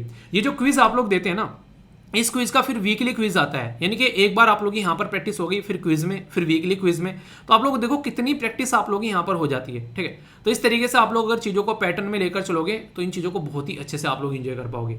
फिर भी कोई दिक्कत, कोई समस्या, कोई परेशानी हो तो आओ, फिर उसको दूर किया जाएगा। तो बताओ आर्टिकल समझ में आया कि नहीं आया, और कौन ऐसा है वेस्ट बंगाल से आता है, कौन ऐसा है कि कोई अंडमान निकोबार से भी लेक्चरिंग को एंजॉय कर रहा है। अब तो वहाँ 2G कनेक्शन की जगह भी कनेक्शन अपग्रेड हो गया। बताइए जरा कैसा लगा लेक्चर, फीडबैक जरूर दे दिया करो, ठीक है। दोस्तों, हमारे लोकल भाषा में एक शब्द यूज किया था कि तू कौन कि मैं खमा खा। खमा खा मतलब यानी कि मेरा कोई मतलब नहीं यहाँ पर है, पर फिर भी मैं हूँ, ठीक है। ऐसी एक न्यूज़ है जिसमें यहाँ पर चाइना जो है वो कुरिल आइलैंड पर अपनी नज़र दबाए बैठा है, और ये पर्टिकुलर आइलैंड जो है वो रसिया और जापान के बीच में लड़ाई का बहुत बड़ा सबब बना हुआ है। ये दोनों क्लेम करते हैं और चाइना यहाँ पर अपना चांस मारने के मूड में है, यानी कि वो लड़ते रह गए और जो है माल पानी कोई और लेकर चला गया, ऐसा समझ सकते हैं आप लोग। इसको अगर अच्छे से आप लोग समझना चाहते हैं तो आप लोग को लोकेशन देखने को मिलेगी इसकी एग्जैक्टली कहाँ पर है। तो यहाँ पर आप लोग इसकी एग्जैक्ट लोकेशन देख पा रहे हैं, ये है कुरिल आइलैंड्स, ठीक है। यहाँ पर अगर ध्यान से देखेंगे तो ऊपर आप लोगों को यहाँ पर जापान दिखाई देगा, इधर अगर आप लोग जाएंगे तो यहाँ पर चाइना हो गया, ठीक है। ये आप लोग यहाँ पर देखते हैं, ये जापान हो गया, ये वाला। यहाँ पर इसके ऊपर है कुरिल आइलैंड, यहाँ पर ये रसिया हो गया, ये साउथ कोरिया हो गया, और चाइना जो है वो यहाँ पर जाकर मतलब आंखें गड़ाए बैठा है अपनी, ठीक है। तुम लड़ते रहो, मैं लूट के ले जाऊंगा माल तुम्हारा। अभी एग्जैक्ट लोकेशन अगर आप लोग देखना चाहते हैं तो यहाँ पर इसकी एग्जैक्ट लोकेशन है, ये इधर जापान है, ये रसिया हो गया। तो रसिया बताता है बेसिकली कुरिल आइलैंड को कि ये मेरा आइलैंड है। रसिया के पास में कब से यहाँ पर, पहले आप लोगों को पता होगा, पहले सोवियत यूनियन हुआ करता था जिसको यूएसएसआर बोला करते थे। आज की डेट में टोटल 15 देश इंक्लूडिंग रसिया, जिसमें से यूक्रेन और रसिया भी एक है, अलग अलग हो गए यहाँ पर इसके बाद में, और रसिया इसमें से सबसे बड़ा एक रीजन निकल कर आया। तो यहाँ पर कुरिल आइलैंड जो है ये वर्ल्ड वॉर जब सेकंड थी तब से लेकर ये रसिया के कंट्रोल में आप लोगों को देखने को मिलता है, और रसिया एडमिनिस्टर करता है और कुरिल आइलैंड्स, ठीक है। जापान जो है बोलता है ये हमारा नॉर्दर्न जो टेरिटरी है, यानी कि जापान जो होगी उसके नॉर्थ में है यहाँ पर, कि हमारी नॉर्दर्न टेरिटरी का पार्ट है यार, ये तो हमारा पार्ट है। उन्हें कहते हैं कि समस्या तेरी बड़ी है कि नहीं मेरी बड़ी है, तेरी दिख भी नहीं रही, तेरी कितनी बड़ी है। जापान कह रहा है कि तुझे अपनी पड़ी है भाई साहब, ये तो मेरी एक तरीके से ना कहते हैं कि एग्जाम की घड़ी है, ठीक है। तो जापान यहाँ पर बोलता है कि हमारा एरिया है।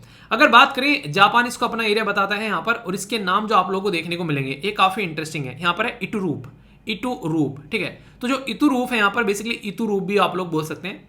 तो जापानीज में इसको क्या बोलते हैं, यहाँ पर जापानीज में बोलते हैं इसको एटरूफू, ठीक है। तो यहाँ पर एटरूफू बोलते हैं इन जापानीज में। इसी के साथ में एक और आइलैंड है जिसको बोला जा रहा है यहाँ पर कुनासिर। तो कुनासिर, इसका नाम आप लोगों को कुनासिर देखने को मिलेगा यहाँ पर, कुनासिर, ठीक है। यहाँ पर छोटी है और यहाँ पर बड़ी की मात्रा।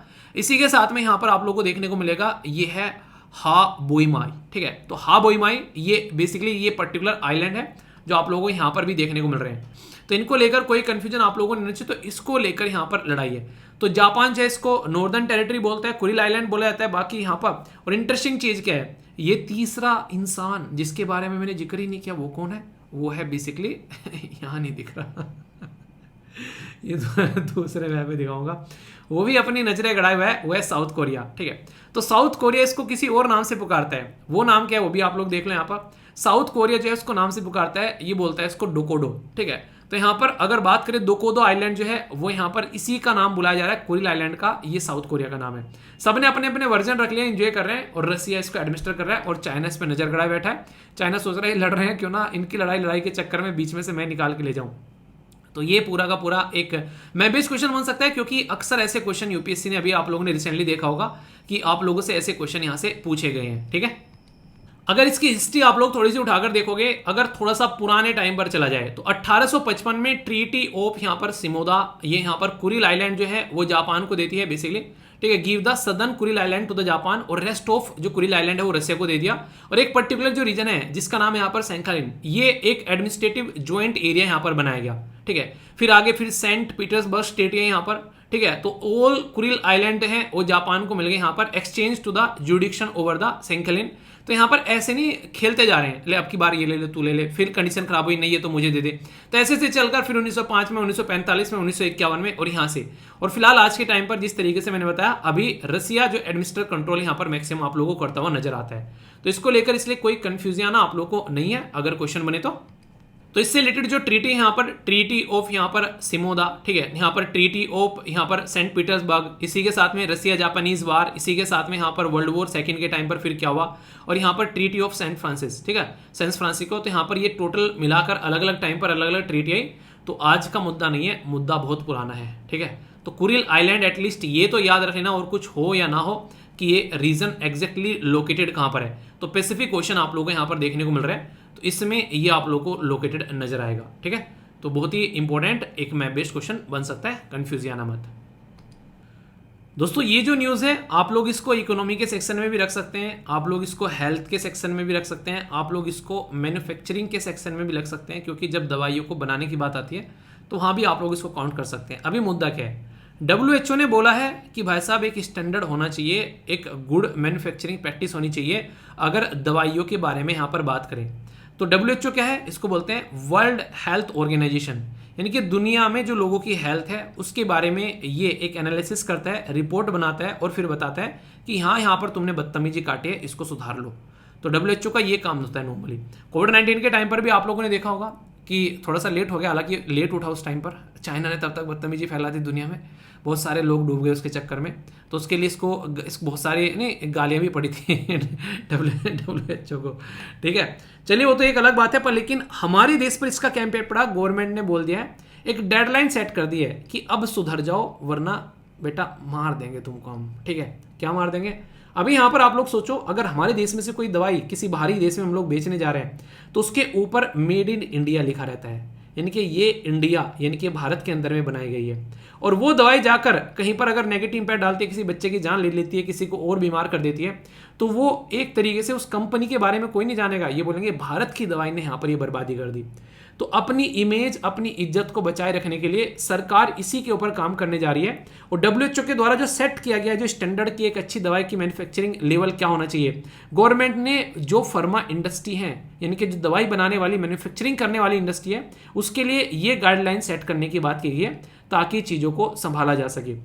आप लोगों ने अक्सर एक बात देखी होगी, बचपन में जब आप लोग होते हैं तो आप लोगों के हाथ में कच्ची पेंसिल होती है और उसके पीछे रबड़ लगी होती है कि भाई साहब तुम अपनी गलती कर लो और उसको मिटा लो बार बार। पर लेकिन जैसे जैसे आप लोग आगे बढ़ते हो तो वो पेंसिल छीनकर पेन दे दिया जाता है, जिसका इंक अगर टीका भी कहीं लगाओगे तो उसको मिटा नहीं पाओगे। तो ये क्या होता है, इसका मतलब है कि अब लोग आप लोगों से एक्सेप्ट नहीं, अब आप लोगों की गलतियां एक्सेप्ट नहीं कर रहे हैं और एक्सपेक्ट भी नहीं कर रहे हैं कि आप लोग गलतियां करो।